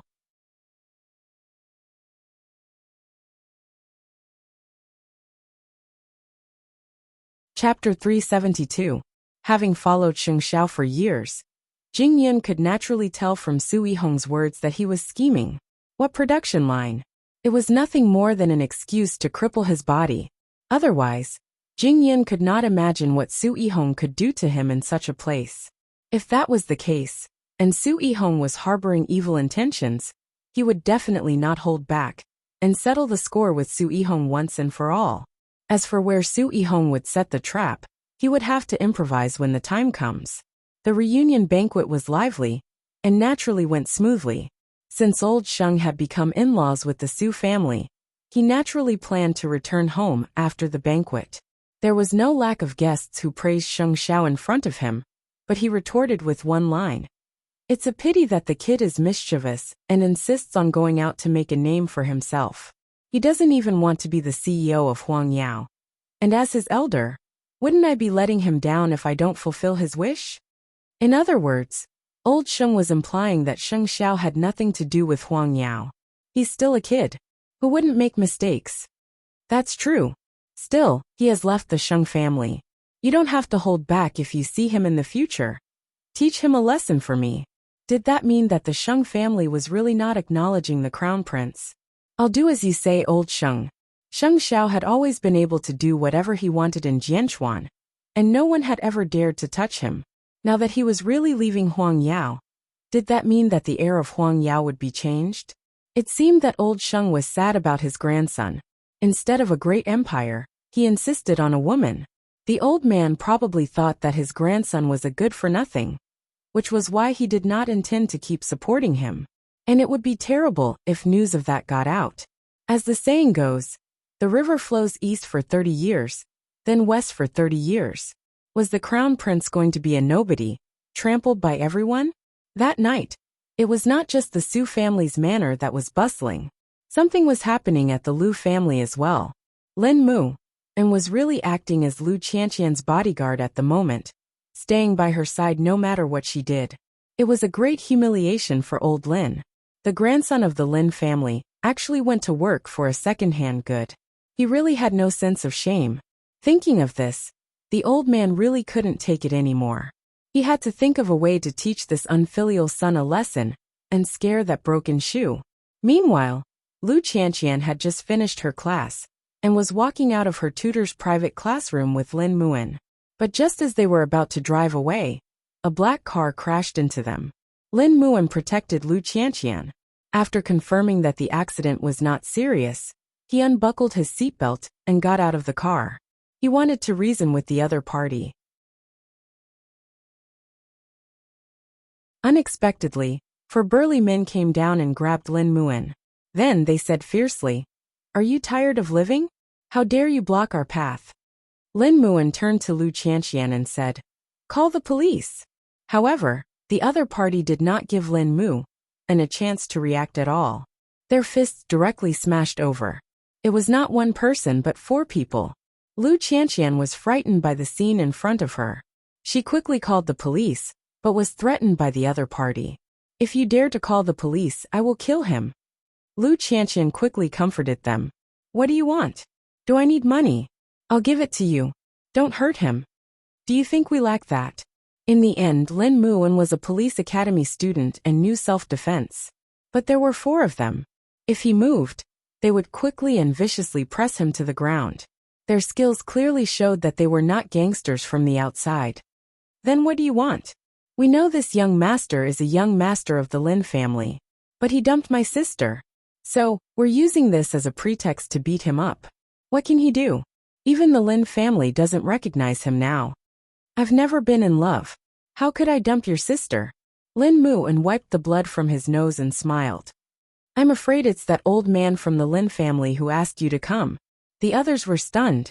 They did not expect Lin Muan to expose them. "I can't fight back even if you beat me up today. I can't beat you anyway. But it's the first time I've heard of a grandfather getting someone to beat his grandson up. It's really touching. Us beating you up has nothing to do with the Lin family. The trouble is so obvious. Why do you hide it? He's my grandfather. I won't fight back if he really beats me up." The others could not keep up the perfunctory act. They let go of Lin Muan's collar. "Cut the crap. I'll beat you up again the next time I see you." With that, they got up and left.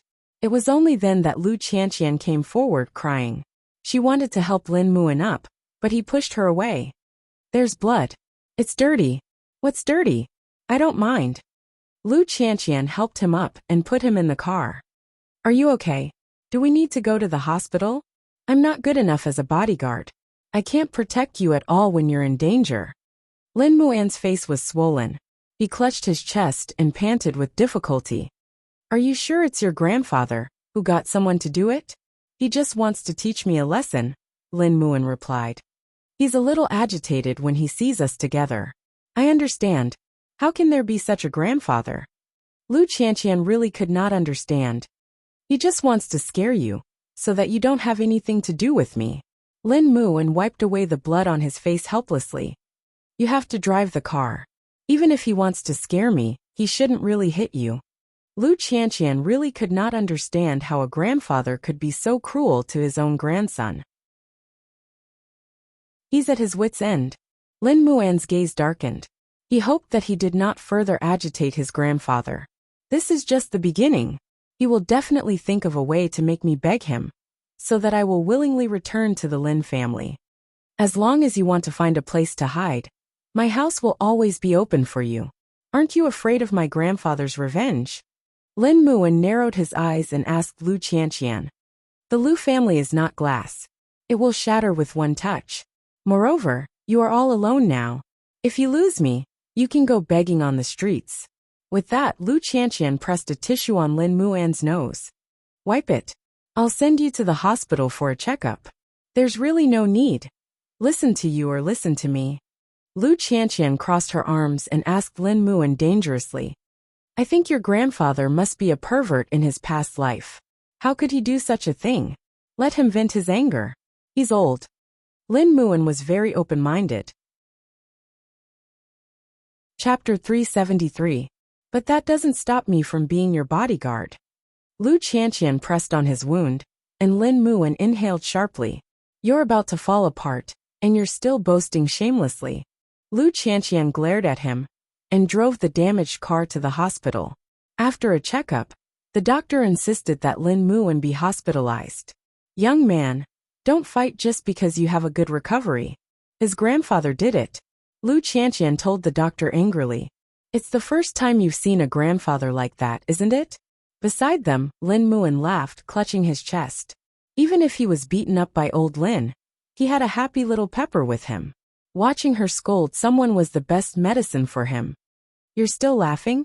You've broken a bone. Lu Qianqian was fuming. Your grandfather could really do it. You must have been picked up from the streets. Lin Muan really did not want to listen to Lu Qianqian's nagging. Hence, he hugged her in his arms and comforted her in front of the doctor. Whether my grandfather did it or not, little Pepper, you have to believe me. I'll protect you even if I have to risk my life. Who needs your protection? Lu Qianqian pushed Lin Muan away forcefully, only to touch his wound. Lin Muan quickly shrunk into a ball, sweating. Lu Qianqian did not think of anything else. As a good friend, she certainly would not leave Lin Muan alone. Even so, she did not know how serious Lin Muan was with his vow today. At the Sheng residence, old Sheng had the Sheng family cut all ties with Huang Yao, because he did not want Sheng Xiao to have him in his hands this time. Even so, he had to answer to the Gu family after Sheng Xiao left Huang Yao. They had agreed to settle things with Mu Qiqi, but this time, the old man did not only settle things with Mu Qiqi, but also Sheng Xiao. Sheng Xiao promptly announced that he was leaving Huang Yao. On the next day, old Sheng invited the Gu family to his house, and Mama Gu stayed in the old man's study for 2 whole hours. Old Mr. Sheng, the Gu family is aware of what happened to your family. Why don't we just forget about the Crown Prince and Xiling? I think the Crown Prince really likes the young lady of the Shen family. Hearing this, Grandpa Gu waved his hand and said to the Gu family, Madam Gu, please don't worry. Everything will go according to plan. I know my grandson. He's just trying to threaten me now. When he knows that threats don't work, he'll listen to me.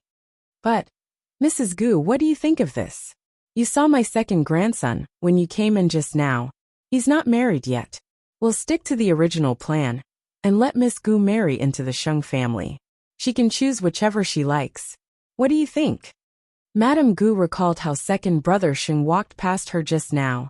He was indeed a handsome man. So she nodded. If that's the case, I'll agree to it. After all, the Gu family was aware that the second young master of the Sheng family held great power in Huang Yao. They could accept either the Crown Prince or the second young master. Then we have a deal. After the Gu family left, sixth brother asked the old man, Grandpa, what's going on? It has nothing to do with you. Just mind your own business. Grandpa Sheng told sixth brother. Everything was ready. There was just no telling when that unfilial son of his would stop being willful.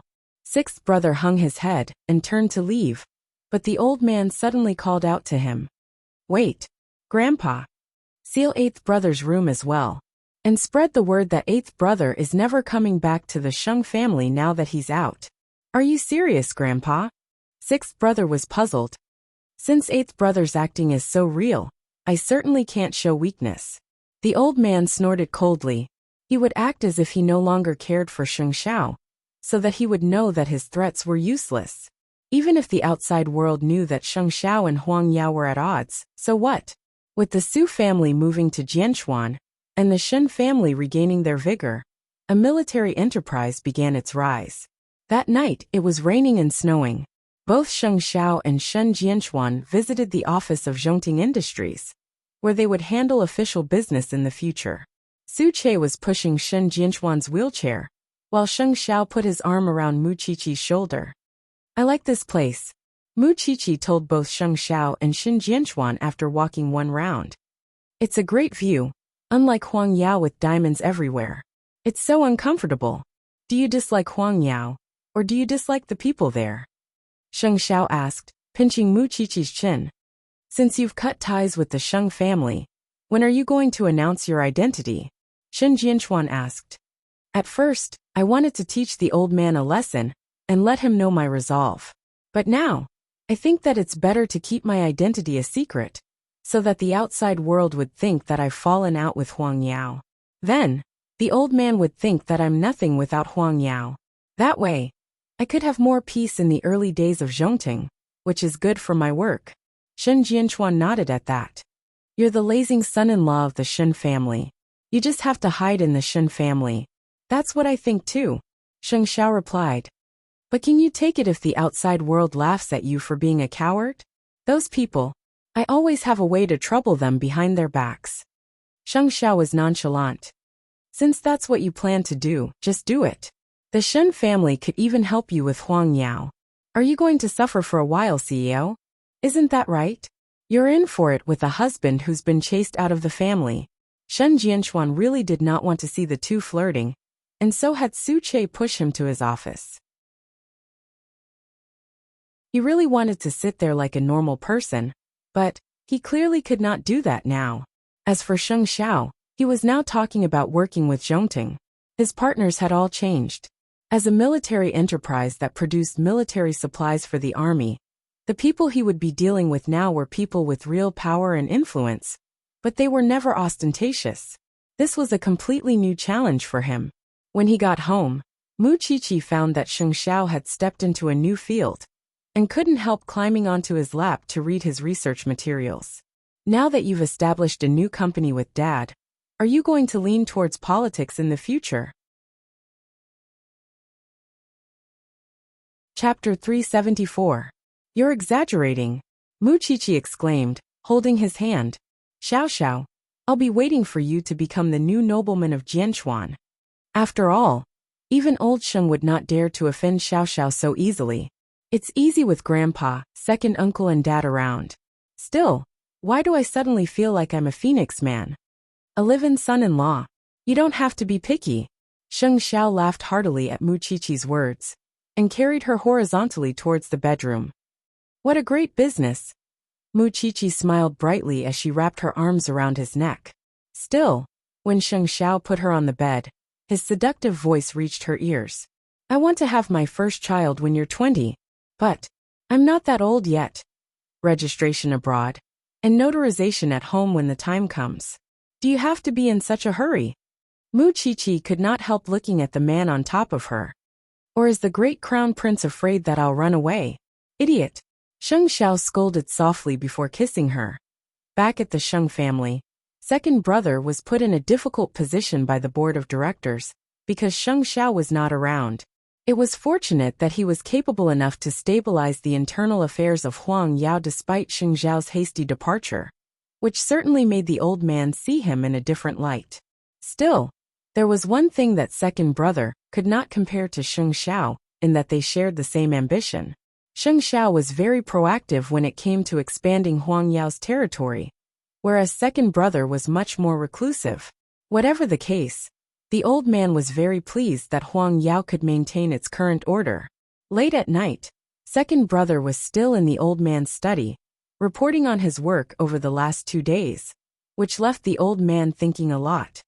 You've done well, second brother. You haven't disappointed me even though eighth brother has left. I can only do my best, Grandpa. Second brother never imagined that he could shoulder the responsibility of Huang Yao in such a short time.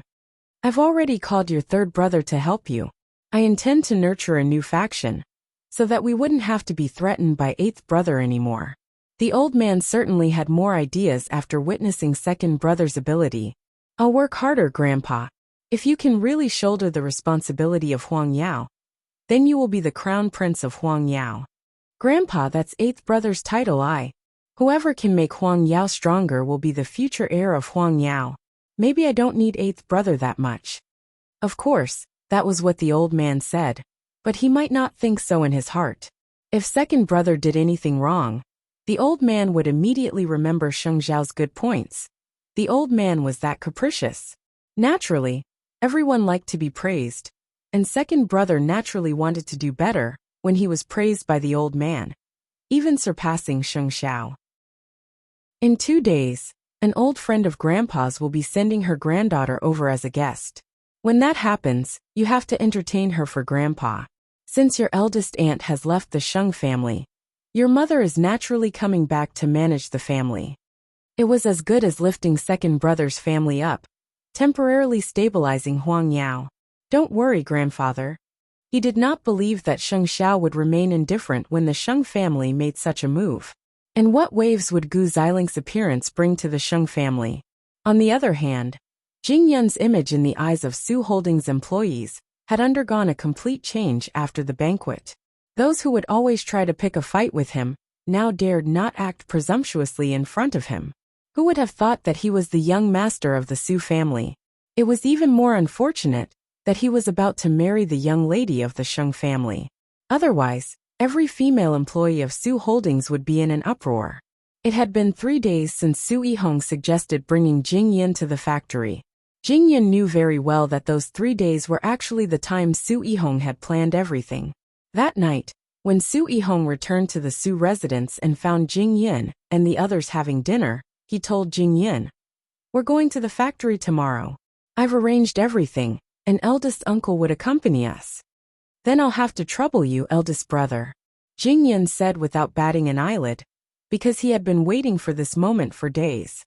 "We'll leave tomorrow morning." With that, Su Yihong went upstairs to rest, while Mama Su told Jing Yin, "Your brother really cares about you. Feng promise me that you will always respect your brother."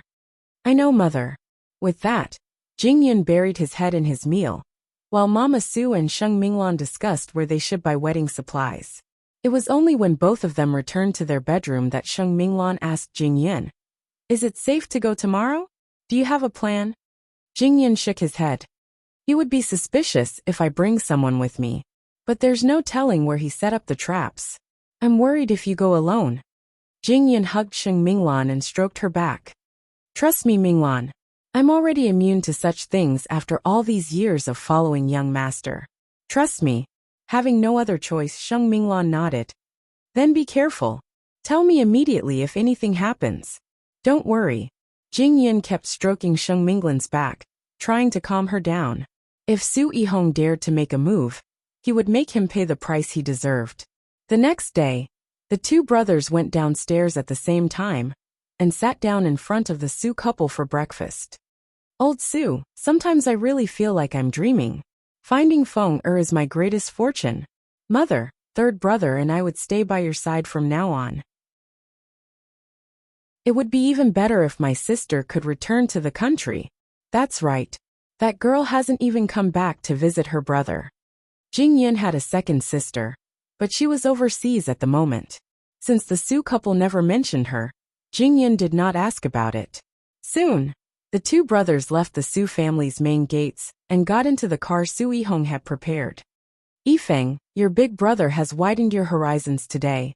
If he did not know beforehand that Su Yihong was up to no good, Jing Yin might have believed that his big brother would be so kind as to bring him to see the core of the Su family. "When you're officially married, I'll transfer you to an important department in Su Holdings. I trust your ability, and I'd be much more at ease with you sharing Su Holdings' responsibilities."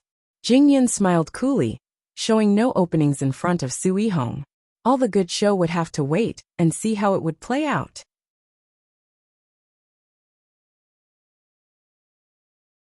Chapter 375. Su Yihong gave Jing Yin a simple introduction when they arrived at Su Holdings' production line. Su Holdings dabbles in a wide range of medical fields, most famous for their research and development of high-quality consumables, as well as their focus on medical imaging. Our goal is to produce equipment that could replace imported products and benefit the common people. I have a basic understanding of those. As they spoke, they arrived at the gates of the production base, where the eldest uncle of the Su family was waiting for them. "You're here. Since eldest uncle is more knowledgeable in the field of equipment, I've asked him to give you a basic explanation." "Thank you, eldest uncle," Jing Yin said courteously to the eldest uncle. Both the eldest uncle and Su Yihong looked at each other, both knowing what to do. Then the trio entered the production base. Jingyan did not know where the traps were, but he had been paying special attention along the way. Under normal circumstances, it would be safe if there were people on the production line, but he would have to be extra careful if there was no one around. These machines are used to create artificial joints. Do you want to take a closer look? Sure. Jingyan nodded and walked towards the machine with his eldest uncle to see how it worked. Do you want to try how it works? I'll have the workers open one for you to try. Jingyan nodded. That was when a man wearing sterile clothes entered, intending to bring Jingyan along to try out the machine. Su Yihong and the Su family's eldest uncle shared a look as they followed behind. Then the power was switched on, and the worker told Jingyan, "Young Master Su, these things are very sharp. You must be careful even if there are protective measures." "All right." Jingyan nodded and strode forward. Just as Jingyan and the worker were experimenting, eldest Uncle Su suddenly appeared behind Jingyan and tried to push him. However, Jingyan had already seen it through the glass of the machine, and so quickly dodged, while eldest Uncle Su's entire body fell towards the open machine after he missed his target. It was fortunate that the worker managed to hold him back, but with a scream, the eldest uncle's big finger was cut off by the gear. "Hurry up and call an ambulance." Su Yihong quickly diverted Jingyan's attention when he saw that his eldest uncle had failed. "Yifeng, what's going on?" Before he could say anything, his big brother had already made things difficult for him. "Su Yifeng, is this how you treat me when I'm kind enough to teach you?" The eldest uncle of the Su family retorted, "Eldest uncle, if you want to teach me, just tell me in advance. I was just shocked by eldest uncle. Uncle's hand is injured. Go back and explain it to mom and dad." He did not follow the ambulance to the hospital immediately. Instead, he looked at the bloodstains and stared at the staff who was wearing sterile clothes.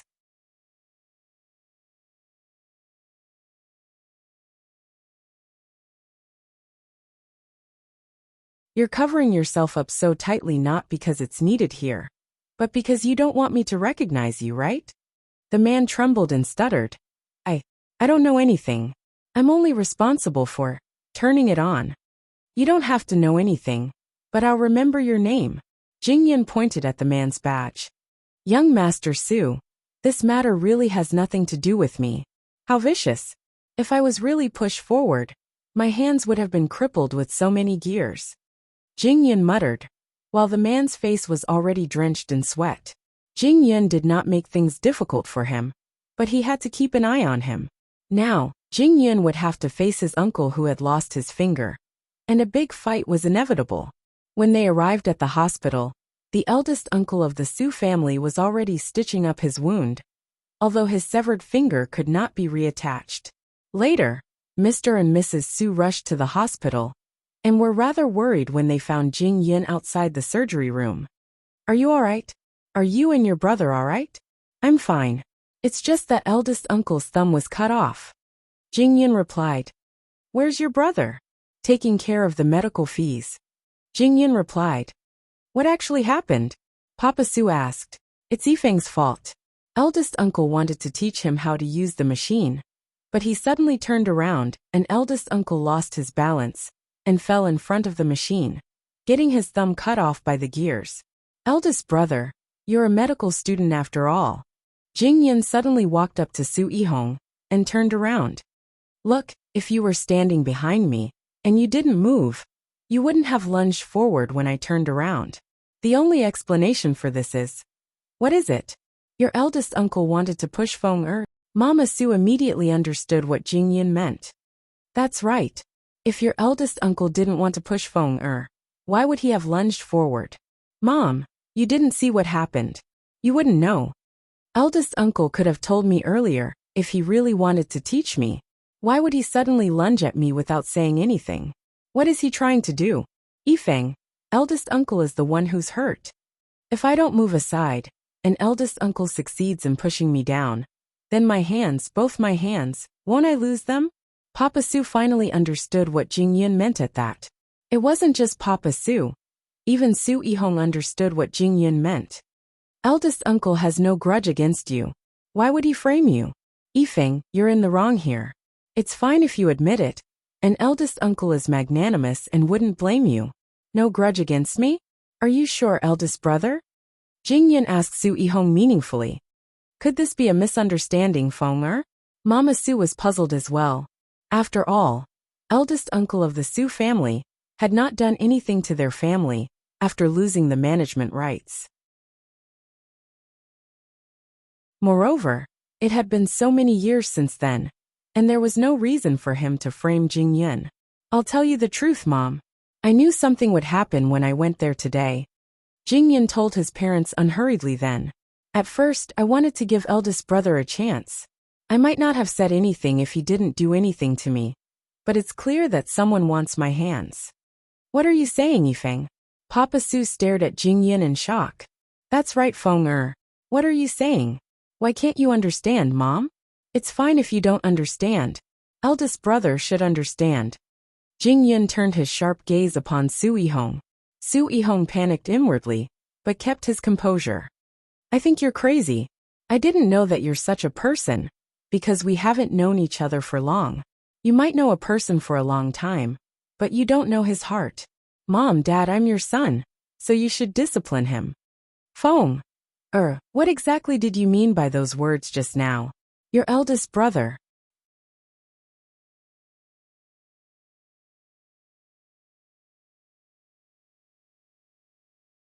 Chapter 376. Yifeng, what exactly is going on here? Explain everything clearly. Mama Su was really confused then. How did Su Yihong get involved in this? What was Jingyan trying to hide? Su Yifeng, what did I do wrong to you as your brother that you would slander me like this? Su Yihong was unaware of what Jingyan knew, and all he wanted to do was calm Mama Su. Mom, please help me with this. What are you thinking, Feng? He's your brother in the end. How could you treat him like an enemy? Mama Su was feeling 1,000 discomfort right then. Feng, explain yourself right now. Papa Su had given Jingyan a death order as well. After all, Jingyan had only returned to the Su family for a few days, whereas Su Yihong had lived with the Su couple for years. Naturally, they would side with Su Yihong more. It was only human nature, and Jingyan certainly did not take his parents' attitude to heart. If you want to know the answer, you have to understand one thing first. Brother, whose child is he? It wasn't just Su Yihong who was stunned by Jingyan's words. Even the Su couple were. Feng, are you crazy? I carried him for 10 months and gave birth to him. How could it be fake? Mama Su promptly retorted. Jingyan stared at Su Yihong, just as Su Yihong was staring back at him. Mom, that's not what I mean. You carried brother for 10 months and gave birth to him.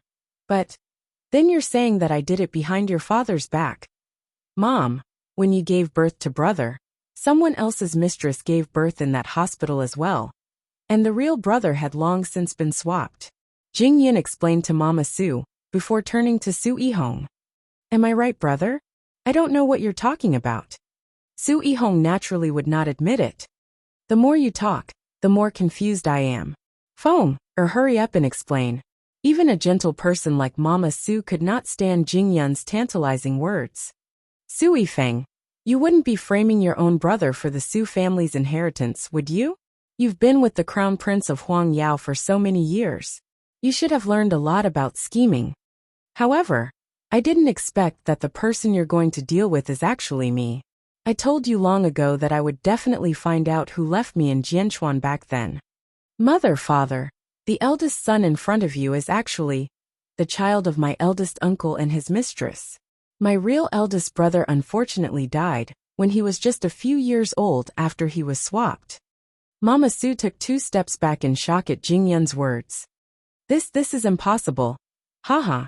Su Yifeng, you're really good at making up stories. Su Yihong found the whole thing laughable. It's easy to imagine how many tricks you've thought of over the last few days to gain power in the Su family. Whether it's true or not, we'll know after a test. Why would I take such a huge risk to slander you? Jingyan asked in return.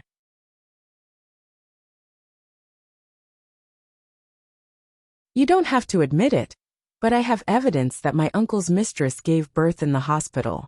As for your identity, Everything will be revealed after a DNA test with my father. I just wanted to dig out the truth about who abandoned me back then, but I accidentally found out about your relationship. Papa Su couldn't help turning to Su Yihong at that. Eldest, is that true? Father, I've been with the Su family for so many years. Don't you trust me? How many days has it been since Su Yifeng returned? Su Yihong quickly played the family card. After learning about that, I made a bold assumption. Why did eldest brother fly to the Su family's private mansion on the island first, when father and eldest uncle were fighting over the management rights? I suspected that eldest uncle was the one who took me away, but I would have been used as a bargaining chip to threaten father when you were fighting over the management rights. So why was I abandoned?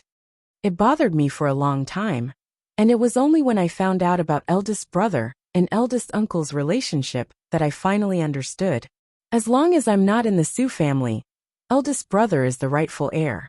And since he's the heir, doesn't that mean that eldest uncle succeeded in seizing power? That's why eldest brother personally took me to Jianchuan and abandoned me, while eldest uncle never bothered the Su family after so many years, and instead supported them diligently. Moreover, eldest brother, you're unmarried. Why are you still unmarried even though you're over 40? The reason is simple. Your blood type doesn't match your parents, and if you marry and have children, your blood type would easily be exposed. That's why you have to be careful. Do you understand the answer now? Su Yihong couldn't help clapping for Jing Yin at that. I really couldn't tell that you're not just brilliant in your methods, but also outstanding in your storytelling. You've said so much, but where's the evidence? Then tell me first, are you and eldest uncle really father and son? Jing Yin retorted, not to be outdone. Of course I'm father and mother's child. So confident, Jing Yin couldn't help chuckling. You might not know this, eldest brother, but I did a DNA test with you when you weren't paying attention, and it showed that we're cousins. Who would know if it's real or not? Su Yihong refused to admit it. It doesn't matter. You can do it as many times as you want. Jing Yin said.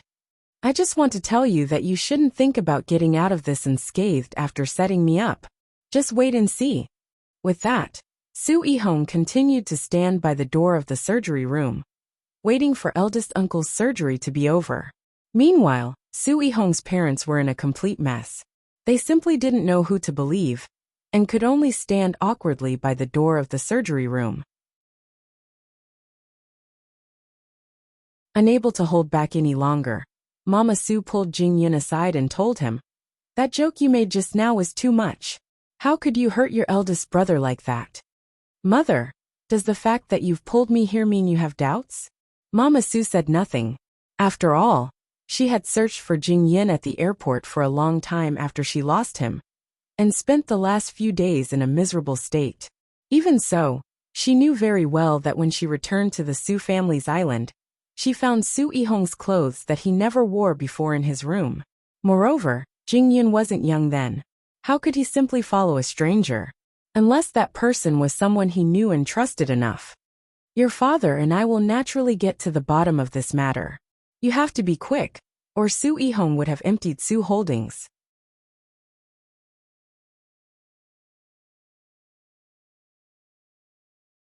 Chapter 377. Since they had fallen out, there was no way they could get along well from now on.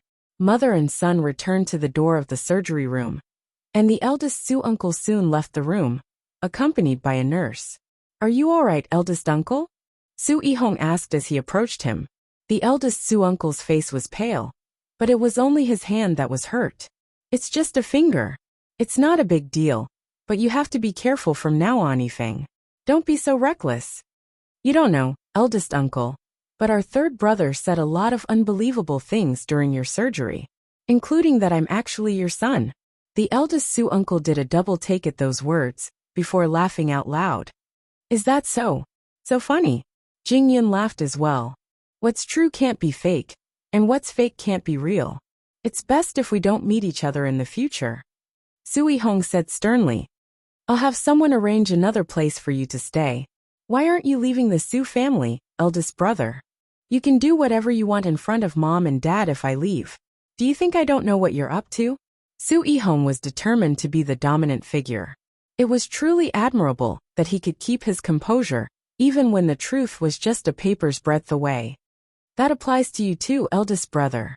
After all, I don't know what you would say in front of mom and dad, which is why I'm not moving out, Jingyun said. Just like that, the two brothers began to hate each other, leaving the Su couple helpless. I've really saved an ingrate today. The eldest Su uncle could not help snorting. Still, Ihong, your parents know what kind of person you are after being with the Su family for so many years. Don't worry, those people wouldn't be able to sow discord with just a few words. Don't worry, eldest brother and eldest uncle can do a DNA test, and everything will be fine. I'll be waiting. With that, eldest Uncle Su turned to look at his younger brother. Third brother, you're amazing. You've only returned to the Su family for a few days, and you're already stirring up trouble. You better keep your eyes open, or else it won't look good when you get tricked. As for my hand, I originally wanted to let it go, but since you, my son, want to do this, I have no choice but to hold back. You should compensate me for what you should. Also, in the future, he will be the only one at Su Enterprise. Both father and son were quite good. After following Sheng Xiao for so many years and seeing so many actors, the pair's acting skills were above average. After that, both eldest Uncle Su and Su Yihong left the hospital, while Mama Su turned to Jingyun and said, "Let's go home. Your father needs to investigate this matter." All right. Jingyun nodded. After that, the family of three returned to the Su residence, where Su Yihong was already sitting on the living room sofa, watching the three of them. Mother, just who exactly left the Su family? The two of you have to say something. It appeared that Su Yihong was trying to force Jingyun to leave the Su family.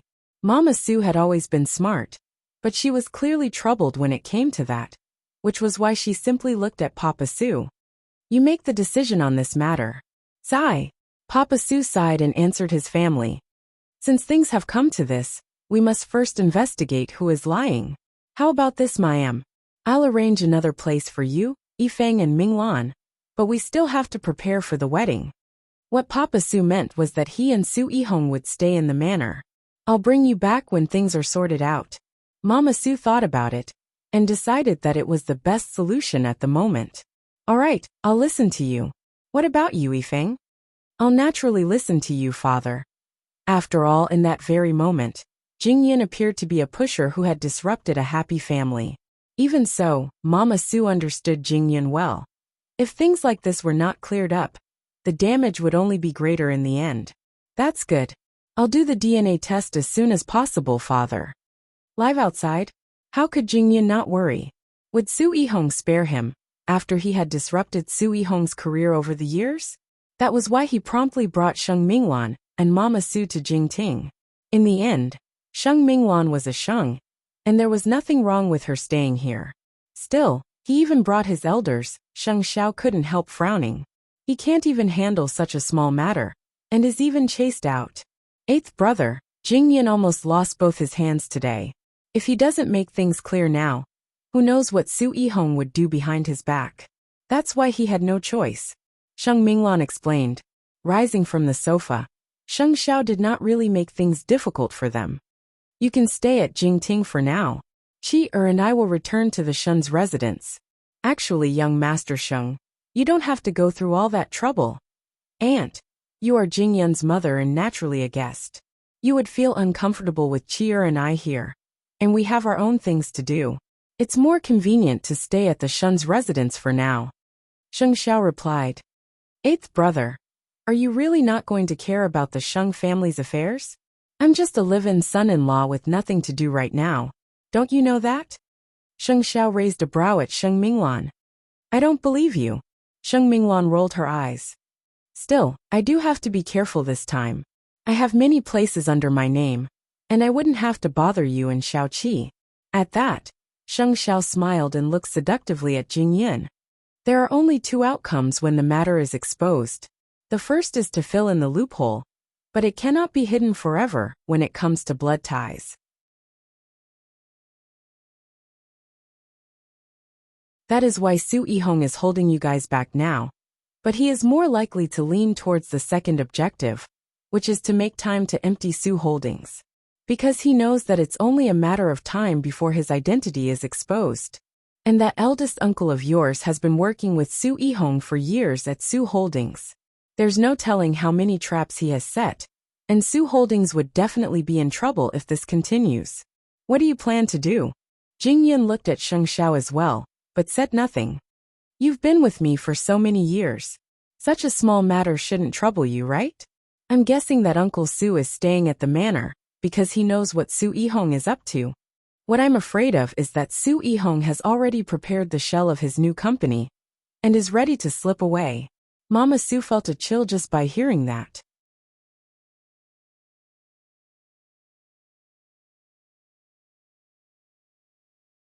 Chapter 378.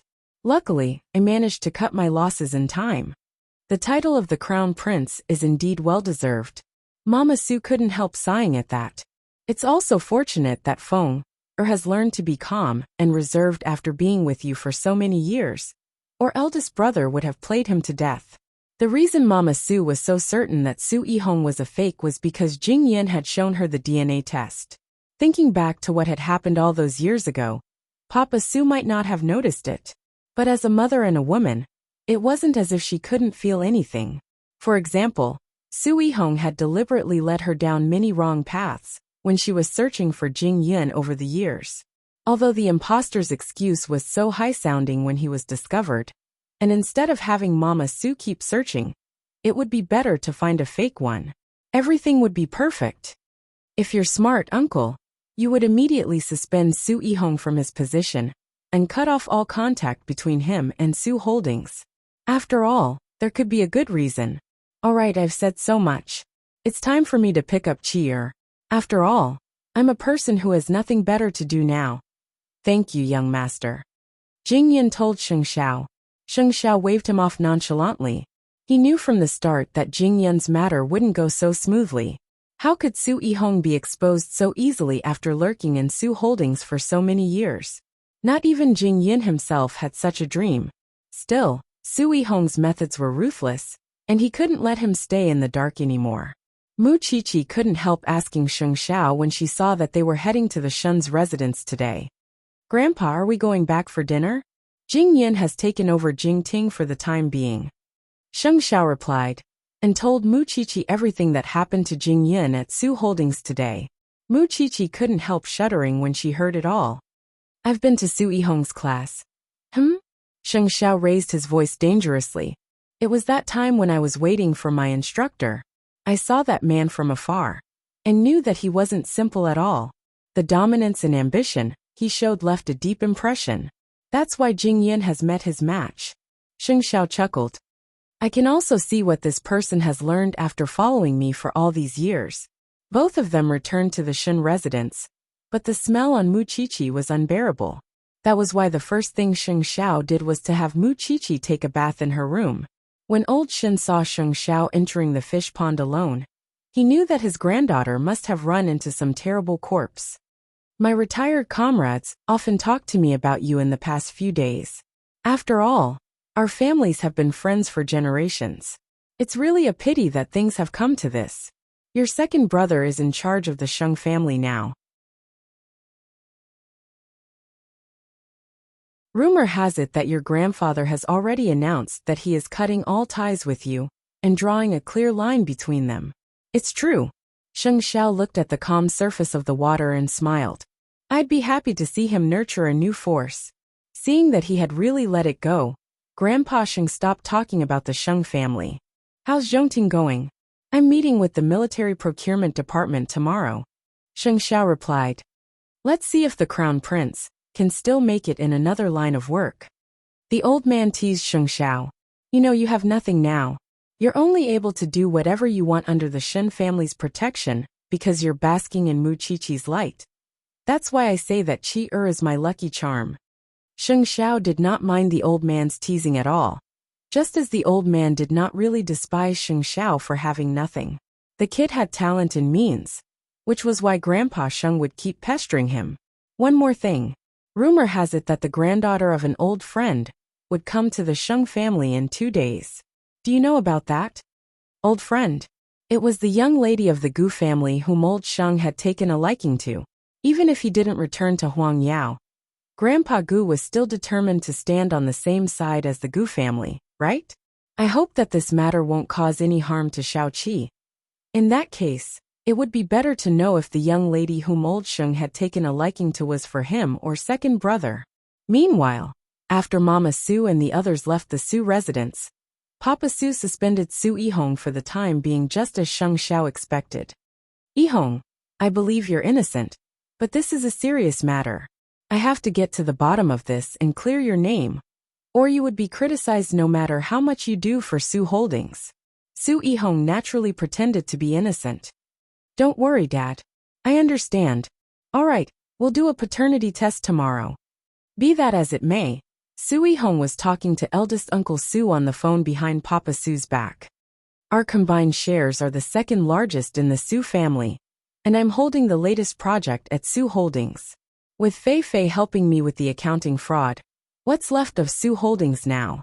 The new project is the most valuable. You have to keep an eye on it. That alone is enough for us to leave and start our own business. What are we waiting for? My silly brother is still trying to investigate our relationship. What's there to investigate? Dad, you can leave Su Holdings first. I'll cover you. You really shouldn't underestimate Su Yifeng. I didn't expect that he would dig out what we've been hiding for years. Do you have the confidence to escape unscathed? I don't think he's easy. Su Yihong couldn't help chuckling at that. It's too late even if he has 3 heads and 6 arms. Moreover, I really don't think he's anything special. Isn't he just tagging along with that crown prince of Huang Yao? Now that Sheng Xiao has been chased out of the Sheng family, and Huang Yao has been shuffled, what does he have to fear? Su Yihong was cautious enough, but he was still a little conceited. That said, I'd like to see how Su Yifeng would turn things around. Turn things around? That was easy. It was late at night at Jingting. The living room was still lit, and Jing Yin was talking to Sheng Xiao on the phone while Mama Su and Sheng Minglan were asleep. I've learned from Mother that Su Yihong holds the latest research results of Su Holdings. He's the future of Su Holdings, and I've calculated his and eldest uncle's shares. They're a great threat to Su Holdings too. What research results could it be that he's holding on to? Sheng Xiao asked Jing Yin in return. It's not as if we haven't faced such a situation before. He wants to take it? Then let him take it. As long as your father tells the relevant departments that the technology is a major safety hazard, or come up with a more serious reason to stop it, what use is there for him to hold on to the latest research results?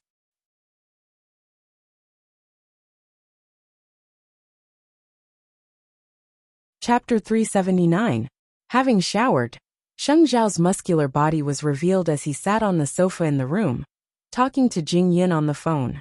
After all, every room in the Shen family's villa had its own bathroom and study, and he liked the antique furnishings from the bottom of his heart. Tomorrow was the day he would take a new step. Without the dazzling diamonds and his status as the crown prince, he must now be more composed and reserved, and definitely could not show his old image to others. Mu Qiqi was aware that he would be discussing the partnership with Zhongting tomorrow. That was why she sat on the bed after her shower and carefully observed the man.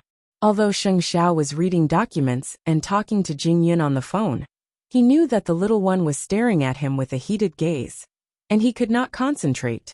You're peeking at me for so long, are you all right? Mu Qiqi smiled as she got off the bed and climbed onto Sheng Zhao's lap. Who asked you to be so handsome? Is there something you want to talk to me about? Tomorrow, isn't it a new start for Zhongting? I hope everything goes well for my husband. Mu Qiqi looked down at Sheng Zhao's collarbone and traced the shape of the tattoo with her finger. Sheng Xiao looked down at the little one in his arms and gave her a peck on her lips. At least you have a conscience. It's not a waste for me to abandon the Diamond Empire. Well, it's getting late. Let's rest. Mu Qiqi started drawing circles on Sheng Zhao's chest. Holding her little hand, Sheng Xiao carried her horizontally and walked towards the bed. In fact, Huang Yu and Mu Qiqi had been gossiping about the Sheng family after dinner, telling her that Miss Gu was coming to visit them. The outside world had many speculations after the two families made such a big fuss. Old Sheng, you found another backer for Huang Yao. Now that second brother and third sister are not married, second brother is most likely to get married. You don't know second aunt. Mu Qiqi smiled at Huang Yu. Why do you think old Sheng is in such a hurry to call off my engagement with Xiao Xiao? He's not preparing Miss Gu for the rest of the Sheng family, but for Xiao Xiao. But hasn't eighth brother already left Huang Yao? Old Sheng probably thinks that Xiao Xiao is throwing a tantrum. Moreover, even if Xiao Xiao is outside, the two families could still ignore his feelings and settle things on their own. Mu Qiqi knew very well about old Sheng. She had almost figured out all of his tricks. Even without eighth brother's consent? When has he ever respected the opinions of his grandchildren? Mu Qiqi asked Huang Yu in return. Huang Yu gave Mu Qiqi a thumbs up after hearing that. You are becoming more and more like the eldest daughter of the Shin family now. You are not like the timid little girl when we first met. Why are you afraid of the Sheng family?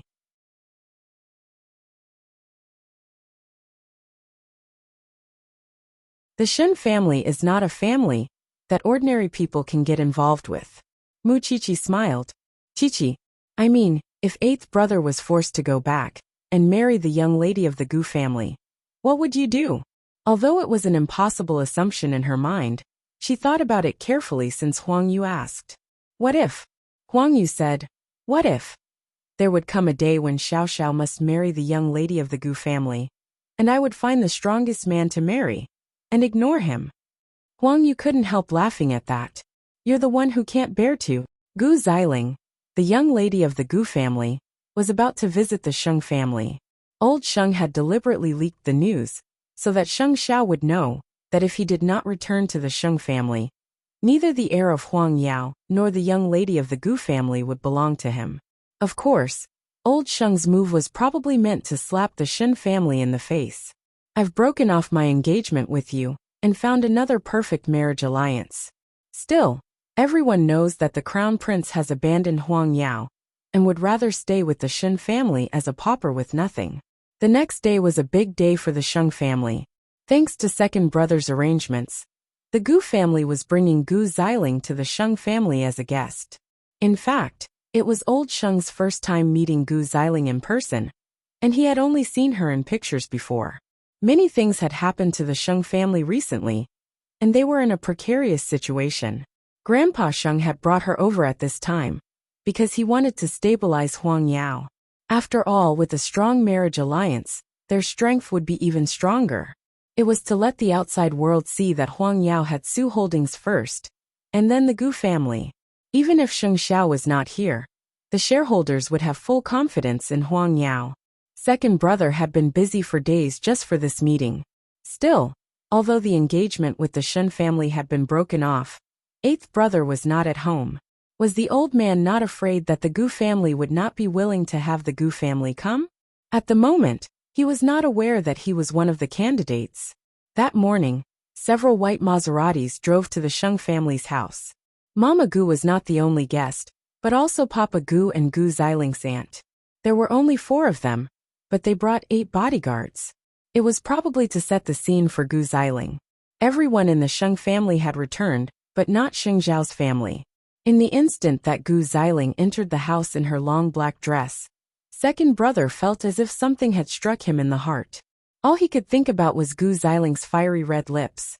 She had long wavy hair, and a face that resembled a goose egg, with a tear-shaped mole beneath her fine eyelashes that was particularly eye-catching.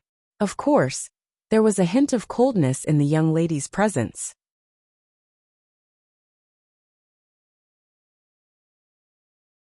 The young lady of the Gu family is truly extraordinary. Xiling, you should treat the Sheng family as your own. You're too kind, Grandpa Sheng. Gu Xiling was very aware of the Sheng family's current situation. Her parents wanted her to choose between Sheng Xiao and the second young master, and see who she liked. If she liked the second young master, things would be simple. Get engaged and get married. But if it was Sheng Xiao, things would be much more complicated. After all, Sheng Xiao was not with the Sheng family at all, but the Shen family. Gu Xiling had naturally heard about what happened between him and Mu Qiqi. Xiling, take a good look at second young master. Do you like him? Mama Gu asked her daughter quietly, gesturing at second brother with her chin, after everyone had taken their seats. Gu Xiling glanced at second brother, before answering her mother. Isn't there another one? Does that mean you're leaning toward Sheng Xiao, the crown prince? I would like to meet him. Gu Xiling said. Since you're staying with the Sheng family for some time, you would have the chance to meet him. It's a little troublesome, but my daughter likes it.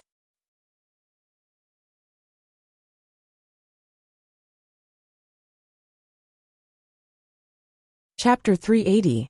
Second brother, you like Miss Gu, don't you? Sixth brother chuckled when he saw second brother's gaze. Well, it's no wonder. Such an icy beauty with such a temperament would definitely make anyone want to conquer her. Still, it's a shame that grandfather is keeping her for eighth brother. Don't talk nonsense. Second brother warned him. It would be better if eighth brother never returned to the Sheng family. He could just be a pauper at the Shen family. Sixth brother's unintentional words really gave second brother an idea. He had certainly been convinced by Sheng Xiao's methods when he was around, which was why he always let Sheng Xiao do whatever he wanted, believing that it was only natural. But now that Sheng Xiao did not want anything from the Sheng family, second brother believed that he had the right to compete with eighth brother. I don't have to say it, but I really don't care for Miss Gu's looks and family background. So what if she's the mayor? Don't even think about Miss Gu. Grandfather has plans. Second brother. Don't tell me I don't even know this much? I know Miss Gu isn't keeping it for me, but I think you could try to fight for her. Miss Gu would be staying at our house for a while. You could slowly cultivate your feelings. Just as sixth brother finished speaking, old Sheng told second brother, find some time to walk around with Xiling and familiarize yourself with the Sheng family. Don't disappoint me, second brother. Don't worry, grandfather. Gu Xiling turned to look at second brother. The truth was that the man's looks were top-notch, or at least 1 in a million. Even so, she had great expectations for the legendary crown prince. There were some things that she would never know unless she met him. At the moment, Sheng Xiao was wearing a very formal black handmade suit, in a very formal business clubhouse, walking together with a group of people in military uniform. Su Che was beside him, looking no different from a soldier. I really didn't expect that the crown prince of Huang Yao would start a military business after leaving the Sheng family. Life is full of twists and choices, isn't it? Secretary He. Sheng Xiao had arranged everything very well. Because of the man's identity, Sheng Xiao had always strived to keep a low profile. That left the man very satisfied. He was already aware of Sheng Xiao's invincibility in the business world, and his great success at such a young age.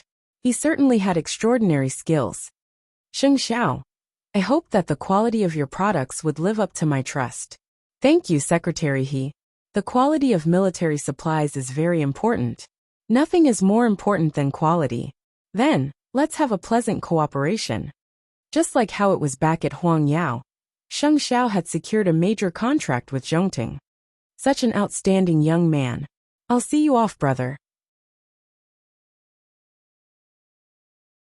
While old Sheng was plotting how to make Sheng Xiao admit defeat, Sheng Xiao had already successfully negotiated the partnership between Zhongting and the military.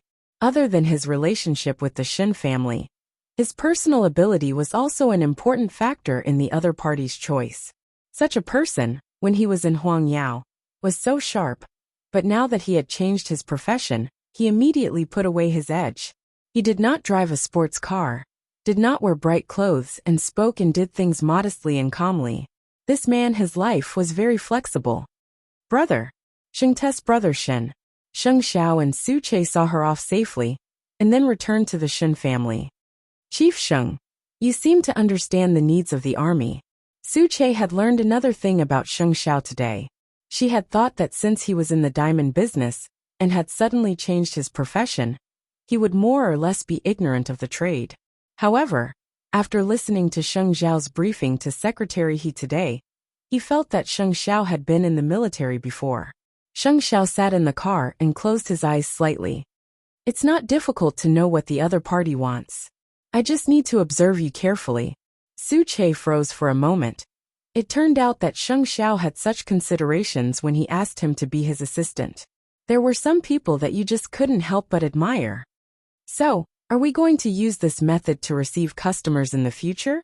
Let's keep a low profile if we can, Sheng Xiao said. After all, everyone we come into contact with now has a shocking background. In the future, he would not be able to play those tricks anymore. But it's also more mysterious and powerful, isn't it? Sheng Xiao's lips curled into a smile. He adjusted himself to a comfortable angle and closed his eyes. That's more interesting, isn't it? Well, it's still early. Where are we going? Put me in the forensics lab. You go back to the Shen family. Are you going to see Miss Chi-Chi as an assistant? That was not a place anyone could enter. Even if he was Chier's partner, he could not simply enter the criminal investigation department. Mu Chi-Chi had been seeing more corpses lately, and her experience was gradually increasing.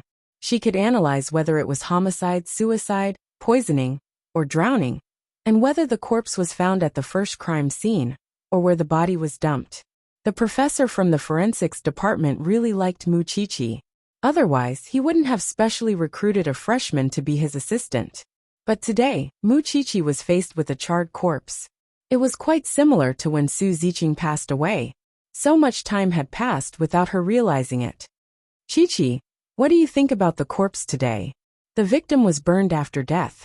If he was burned alive, his muscles would have contracted due to the heat, and his limbs would be in a fighting stance. That is why the corpse would not have any signs of life before it was burned. Following that line of thought, we should look for other causes of death. In fact, Mu Chi-Chi wanted to say that she could tell the victim's age from the obvious wound on the head, but she felt that she was still too young, and it would be best for her to speak less. That's as good as not saying anything. The experienced forensics professor could not help chuckling. Mu Chi-Chi studied seriously and walked out of the forensics lab an hour later. It was the first time Sheng Xiao saw Mu Chi-Chi wearing a white gown. From the looks of it, she really had a trace of a forensic doctor's aura. Why are you here, Xiao Xiao? Mu Chi-Chi naturally went to him when she saw him. To bring you home, Sheng Xiao replied. With that, he reached out to hug Mu Chi-Chi, but Mu Chi-Chi dodged his hand. There's a smell on my body. We've already discussed about the cooperation, right? It could be seen from Sheng Xiao's formal black tailor-made suit. Can we go now? Mu Chi-Chi took off her white gown and nodded. Yes, where are you taking me?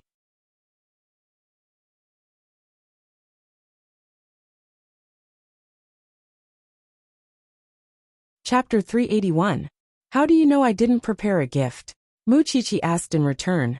Sheng Xiao did not mind the smell on her, and held her hand as they headed to the hotel where they had booked lunch. Still, they met many people who knew Sheng Xiao on the way, and their attitudes towards him were quite interesting. The crown prince of Huangyao has changed now. It's really sad to see Sheng Xiao now. He has no money or power, and yet he willingly lowered himself to be a live-in son-in-law of the Shen family. He ruined himself like this for a woman. I've been a fan of him for so many years. He doesn't have to be afraid of him now, does he? Mu Chi-Chi and Sheng Xiao heard those discussions as they passed by, and sneered inwardly. Even if Sheng Xiao had really left the Sheng family, a starving camel was still bigger than a horse, and those people would not have the right to point fingers at him. Sheng Xiao, on the other hand, appeared nonchalant. He liked to see those people's reactions. These people really like to kick a man when he's down. Mu Chi-Chi argued for her man when she took a seat. What's the rush? Sheng Xiao said meaningfully. Why waste your energy on unimportant people and things? Mu Chi-Chi only looked around at his words, and found herself surrounded by rose bushes. She could not help taking out the tie she had bought for Sheng Xiao from her purse. There were blue stripes on it, a color that Sheng Xiao would not even glance at in the past. But now he chose to keep a low profile. I wanted to give it to you last night, but you weren't wearing anything at the time. Sheng Xiao lifted his chin. Come here and help me tie it. Mu Chi-Chi rose from her seat and walked to Sheng Xiao, tying his necktie for him like a newbie. Her movements were really clumsy. Sheng Xiao wrapped his arm around her waist and watched as she seriously thought about the steps to tie the tie. Feeling pleased, he asked, Did you just learn it? Yeah. I've watched videos online and failed a few times, Mu Chi-Chi said quietly. Muchichi said quietly. You've always been so impeccable in the Sheng family, and I rarely have the chance to help you with such trifles. Looks like my little one is learning how to be a good wife. Now that you're staying with the Shun family, I finally have the chance to play around with you, or I'll kick you out. How arrogant. Sheng Xiao smiled and suddenly hooked his arm around Muchichi's neck. Then he kissed her on the lips. So, I'm like a tiger being bullied by a dog. You're the dog. Muchichi was rather dissatisfied with his description. Then she rode on his thighs. Moreover, I know your real intention today is not to celebrate. You just want to appease me, so that I won't be bothered about Miss Gu. That's right. That's right. So many thoughts. After the two of them had enough intimacy, the two of them started the real lunch. In fact, Sheng Xiao had another purpose. Old Sheng had put on such a big show to give him a warning, and Sheng Xiao would certainly return the favor. Grandpa Sheng would be very anxious if he saw him eating out with his little one without their relationship being affected at all. Wouldn't he? Sure enough, when old Sheng learned about it, he slammed the table angrily and stood up. You good for nothing. Can you eat by staying with a woman? The young master of the Sheng family is actually throwing himself at a woman. What a great humiliation to the Sheng family. If not for his ability, the Sheng family would have gotten rid of such an unworthy descendant long ago. Meanwhile, at the Su residence, Su Yihong and Papa Su had gone to the hospital for a paternity test. He appeared unfazed in the face of danger, as if he wasn't worried about the outcome at all. Was his composure really because Jing Yun had wronged him? Or was he putting on an act for Papa Su's benefit? Father, I believe that the test would prove my innocence. When the time comes, you would know who is lying between me and Yifeng. I don't want you two brothers to turn against each other. Papa Su said emotionally. Su Yihong interacted with his father as usual. The more nervous he was, the more he reminded himself not to show any flaws. That way, he and eldest Uncle Su would have more time to empty the Su family. Moreover, the core project of the Su family was all under his control. To smoothly seize Su Holdings, he and eldest Uncle Su had even thought of a way to seize management rights. Even if he was temporarily suspended now, it would not affect the progress of their plan. On the other hand, what could Jing Yun do even if he was the third young master of the Su family? Wasn't there nothing they could do about him? Now that news of Su Yihong's suspension had spread, Su Holdings would definitely take sides. Now was the best time to reshuffle the cards. And Jing Yun had no leverage in this war. After learning that the two had gone for a DNA test, Mama Su told Papa Su over the phone, I really didn't think that eldest brother could be so calm. Old Su, I've seen the DNA test between Yifeng and eldest brother, and I believe that Feng is telling the truth. You must be careful. Even if we know, we can't do anything about him without the results. Moreover, he had been lurking in Su Holdings for years, and had made all sorts of preparations. We can't stop him now even if we wanted to. Do you want to talk to Feng, Mama Su asked Papa Su. After all, he has so many years of experience. Give the phone to Feng, Papa Su said. Father. Jing Yun called out calmly after taking the phone. Tell me what you think. Jing Yun said nothing and Papa Su sighed too. Don't worry and speak boldly. I don't know why, but deep down, I'm more willing to believe you. Not only do you want to suspend eldest brother, but eldest uncle too. You're the one in charge of Su Holdings, and you don't need to find any reasonable reason, or just suspending eldest brother would be useless. Secondly, clean up eldest brother's spies in Su Holdings. Think of a way to find out who eldest brother's people are, and think of a way to replace those who are close to eldest brother. Thirdly, stop the core project in eldest brother's hands. You must work with the relevant departments beforehand, and not let it fall into eldest brother's hands, even if it has to be scrapped. Otherwise, Su Holdings would lose even more if he took it away. Before they found me, both father and son had only wanted to seize power in secret. But now that I'm here, they have no choice but to make more moves.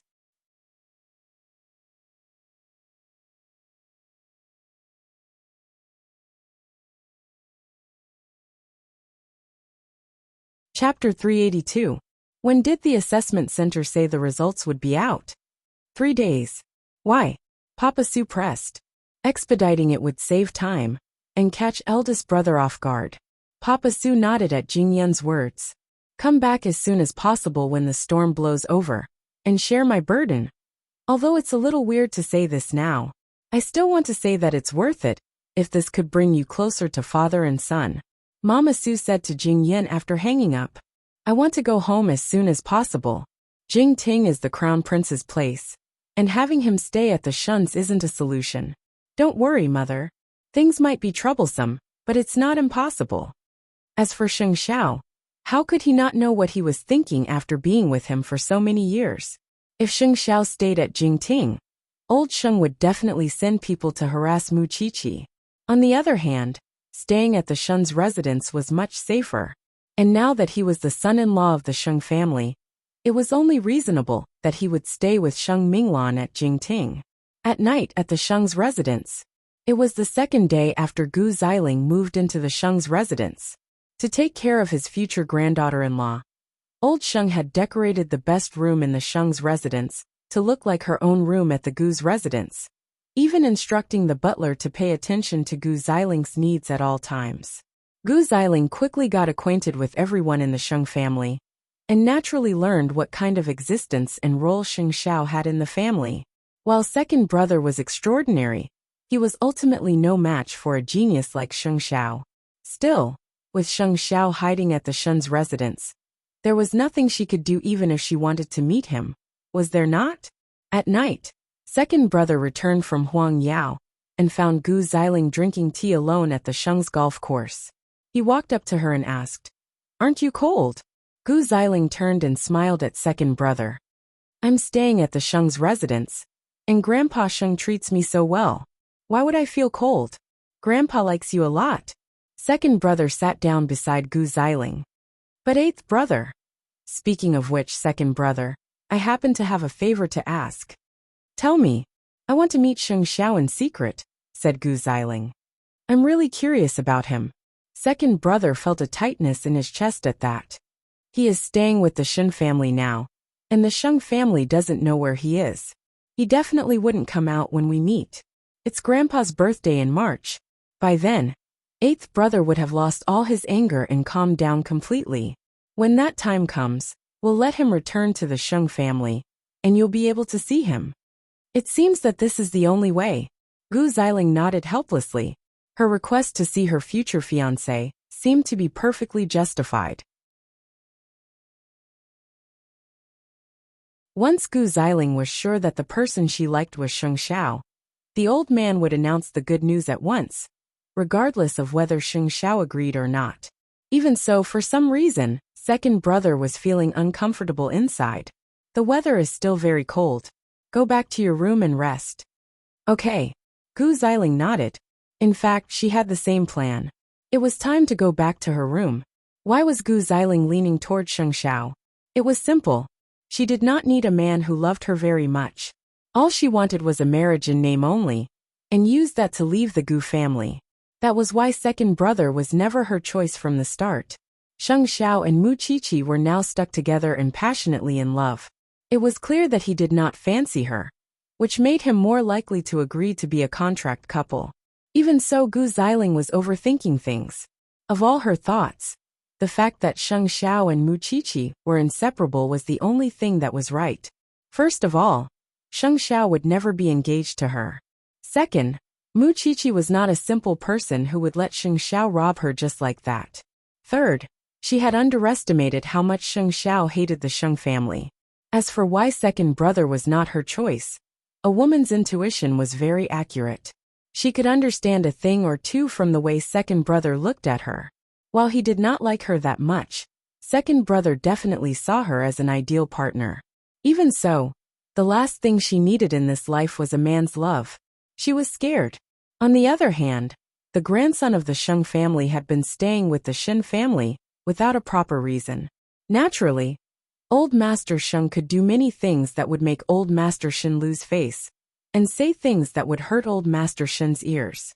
The two families had been friends for years, but now that things had fallen to such a state, it was a pity and a pity. For example, one of the rumors was that the Shen family could not have a son, and so wanted a grandson for free, or that she was the greatest vixen in all of Jianchuan, seducing men at the age of 18, and causing a rift between her grandson and her family. What was that if not capability? Old Shen was naturally angry at those words, but he could not lash out. After all, Sheng Xiao was staying with the Shen family without a proper reason. Moreover, the engagement between the two families had been annulled, and Sheng Xiao really had no right to stay here. Sensing her grandfather's anger, Mu Qiqi pretended to be obedient.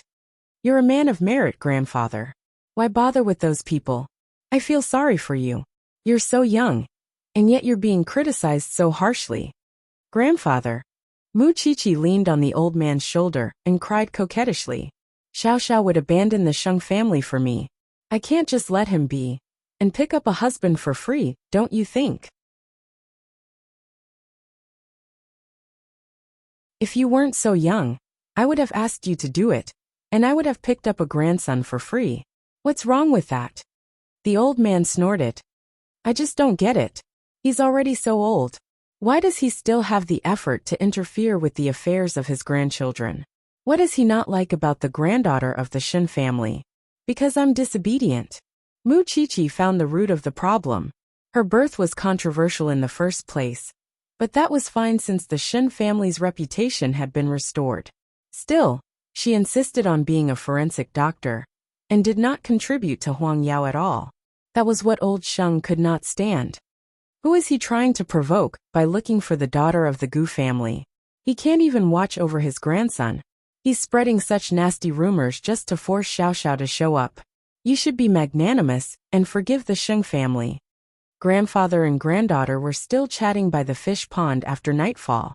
Sheng Xiao, who had come to catch Mu Qiqi to rest, heard their conversation. He was aware of the shouts from the Sheng family. While it was within his expectations that the Shen family would be dragged into the mess, he could not let the Shen family suffer all the time. That was why Sheng Xiao did not ask Mu Qiqi to return to her room after listening to their conversation. Instead, he turned and left so that the grandfather and granddaughter could have a good talk.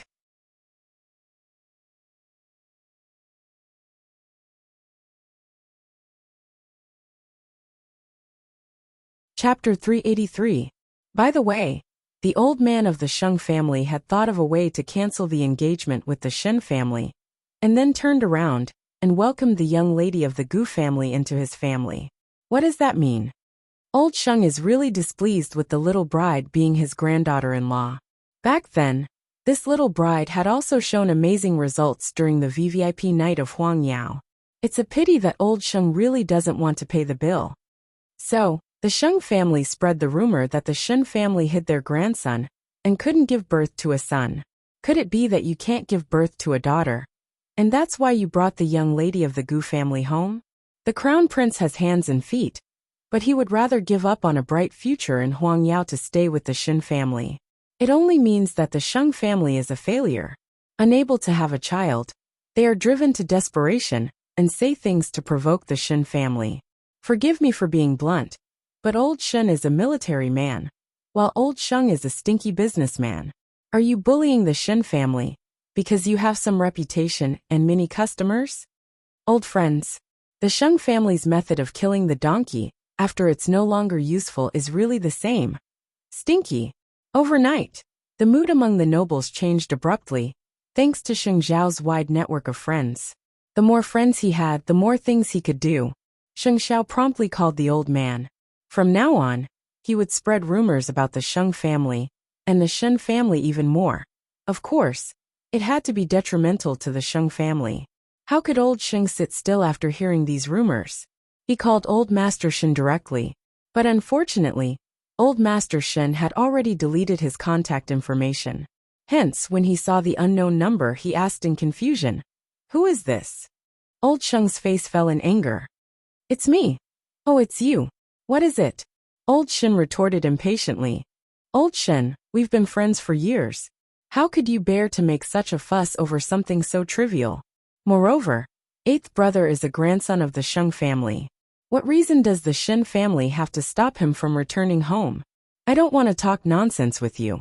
If you want to see eighth brother, go to the Shen family and wait for him.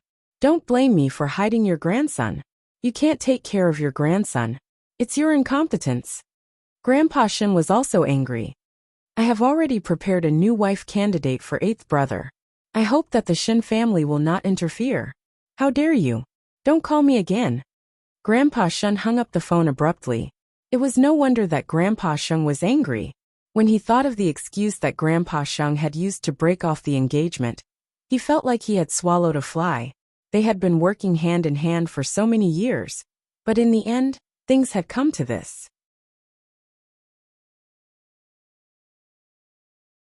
Soon, old Sheng hung up and went to the Shen's residence with his butler. He believed that as long as the Shen family did not encourage or support him, he would have returned home long ago.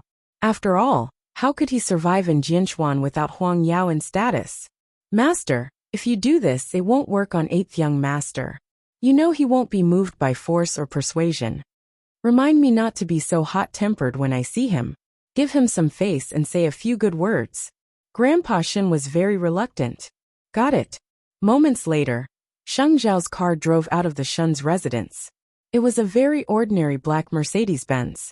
Su Che was the driver, and they found Grandpa Sheng waiting by the door when they got out.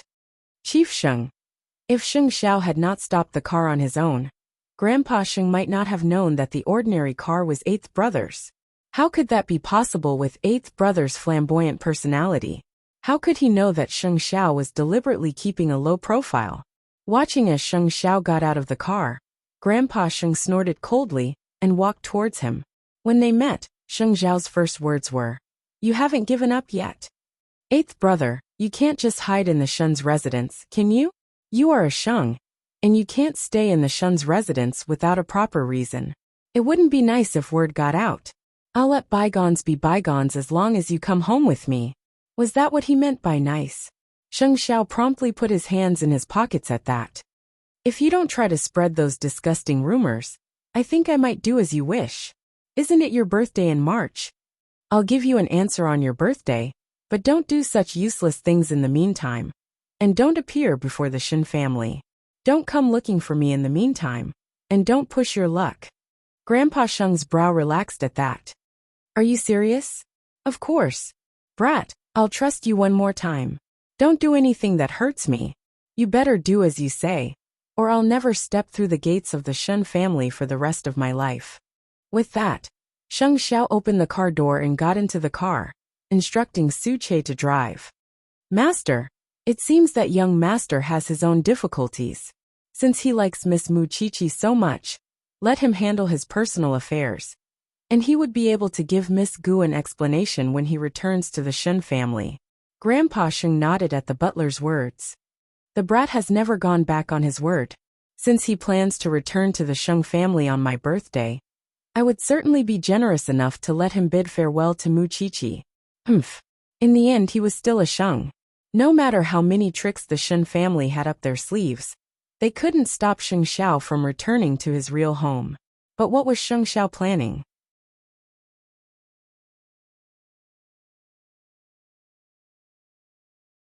On the day of the old man's birthday, he would naturally announce to the world that he would become the Shen family's live-in son-in-law, rent the biggest billboard in Jianchuan, and hang it up for a week.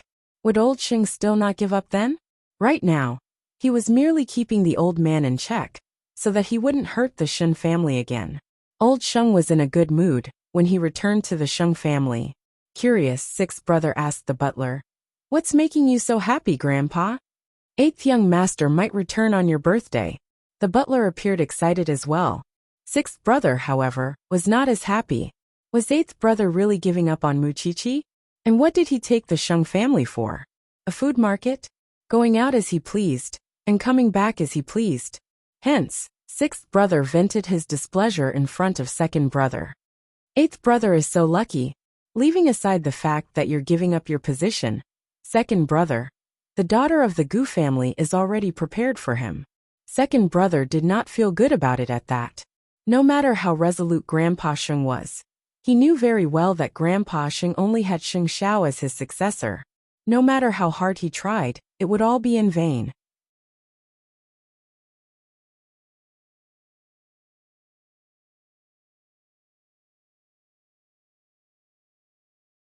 Chapter 384.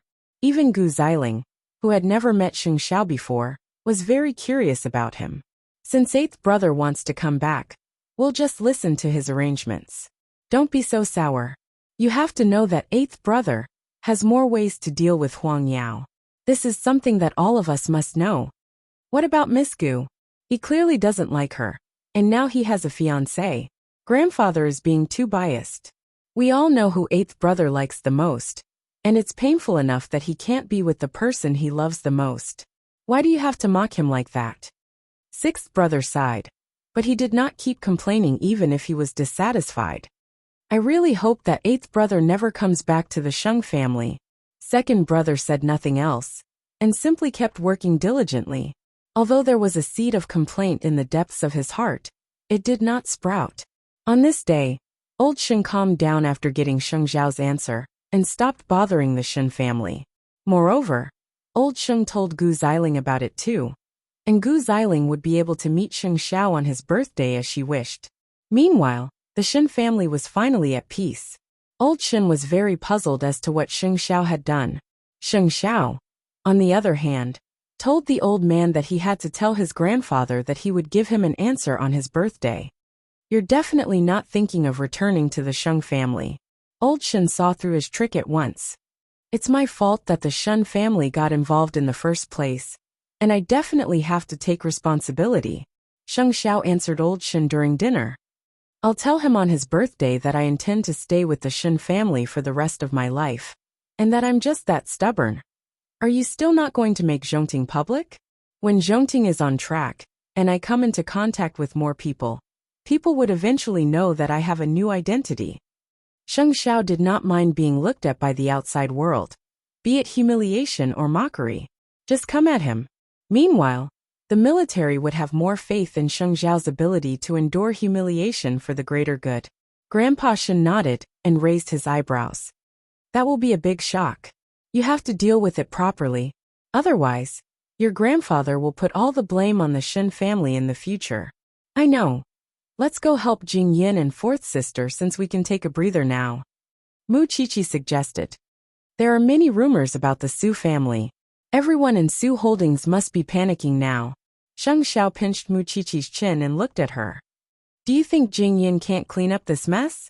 It's not that I don't believe him. I just feel that this matter cannot be dragged on like this. Your husband is going to be looked down upon very soon. Don't you care? Mu Qiqi rolled her eyes and punched his chest. I think you're enjoying it. Sheng Xiao held Mu Qiqi's hand.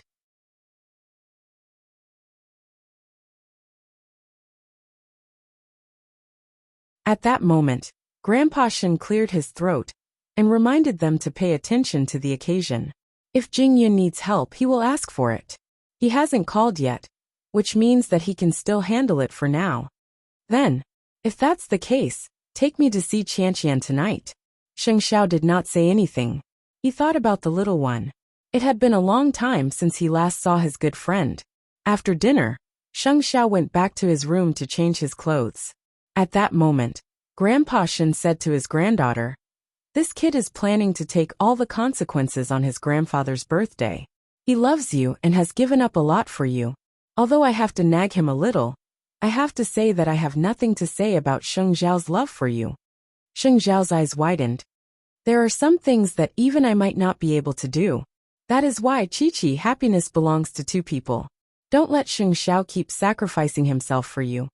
Mu Qiqi couldn't help hugging her grandfather's arm at Grandpa Shen's words. With you supporting him like this, he won't have nothing. I might not be able to help him in business, but I can give him all my love. As long as he doesn't give up on me, I will follow him forever, Grandpa. After hearing this, the old man nodded in relief.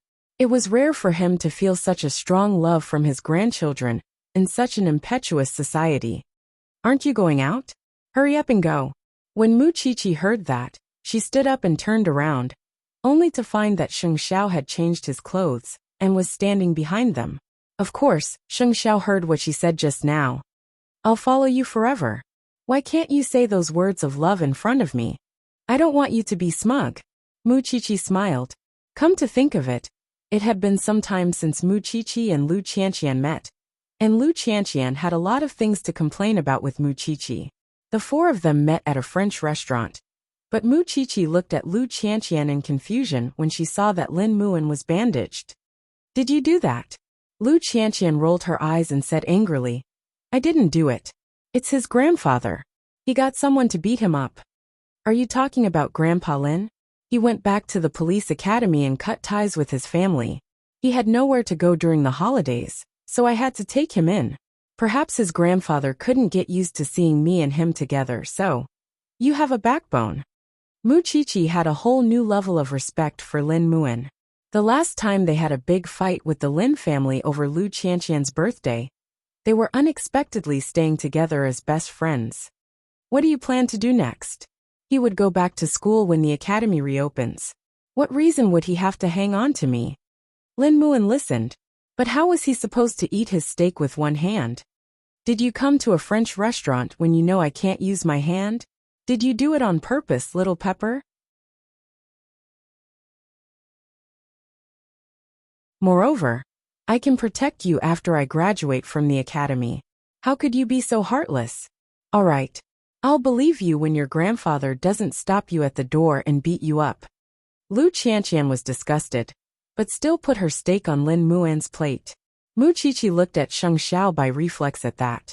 Everyone could see the adultery between the two. How could they still stay together as best brothers for so long? Think about us rich kids, each one is worse than the other. Lin Muan sighed even as he ate his steak. Isn't the crown prince empty now? And the Shen family's live-in son-in-law? He's not much better than me. How could you compare to the crown prince?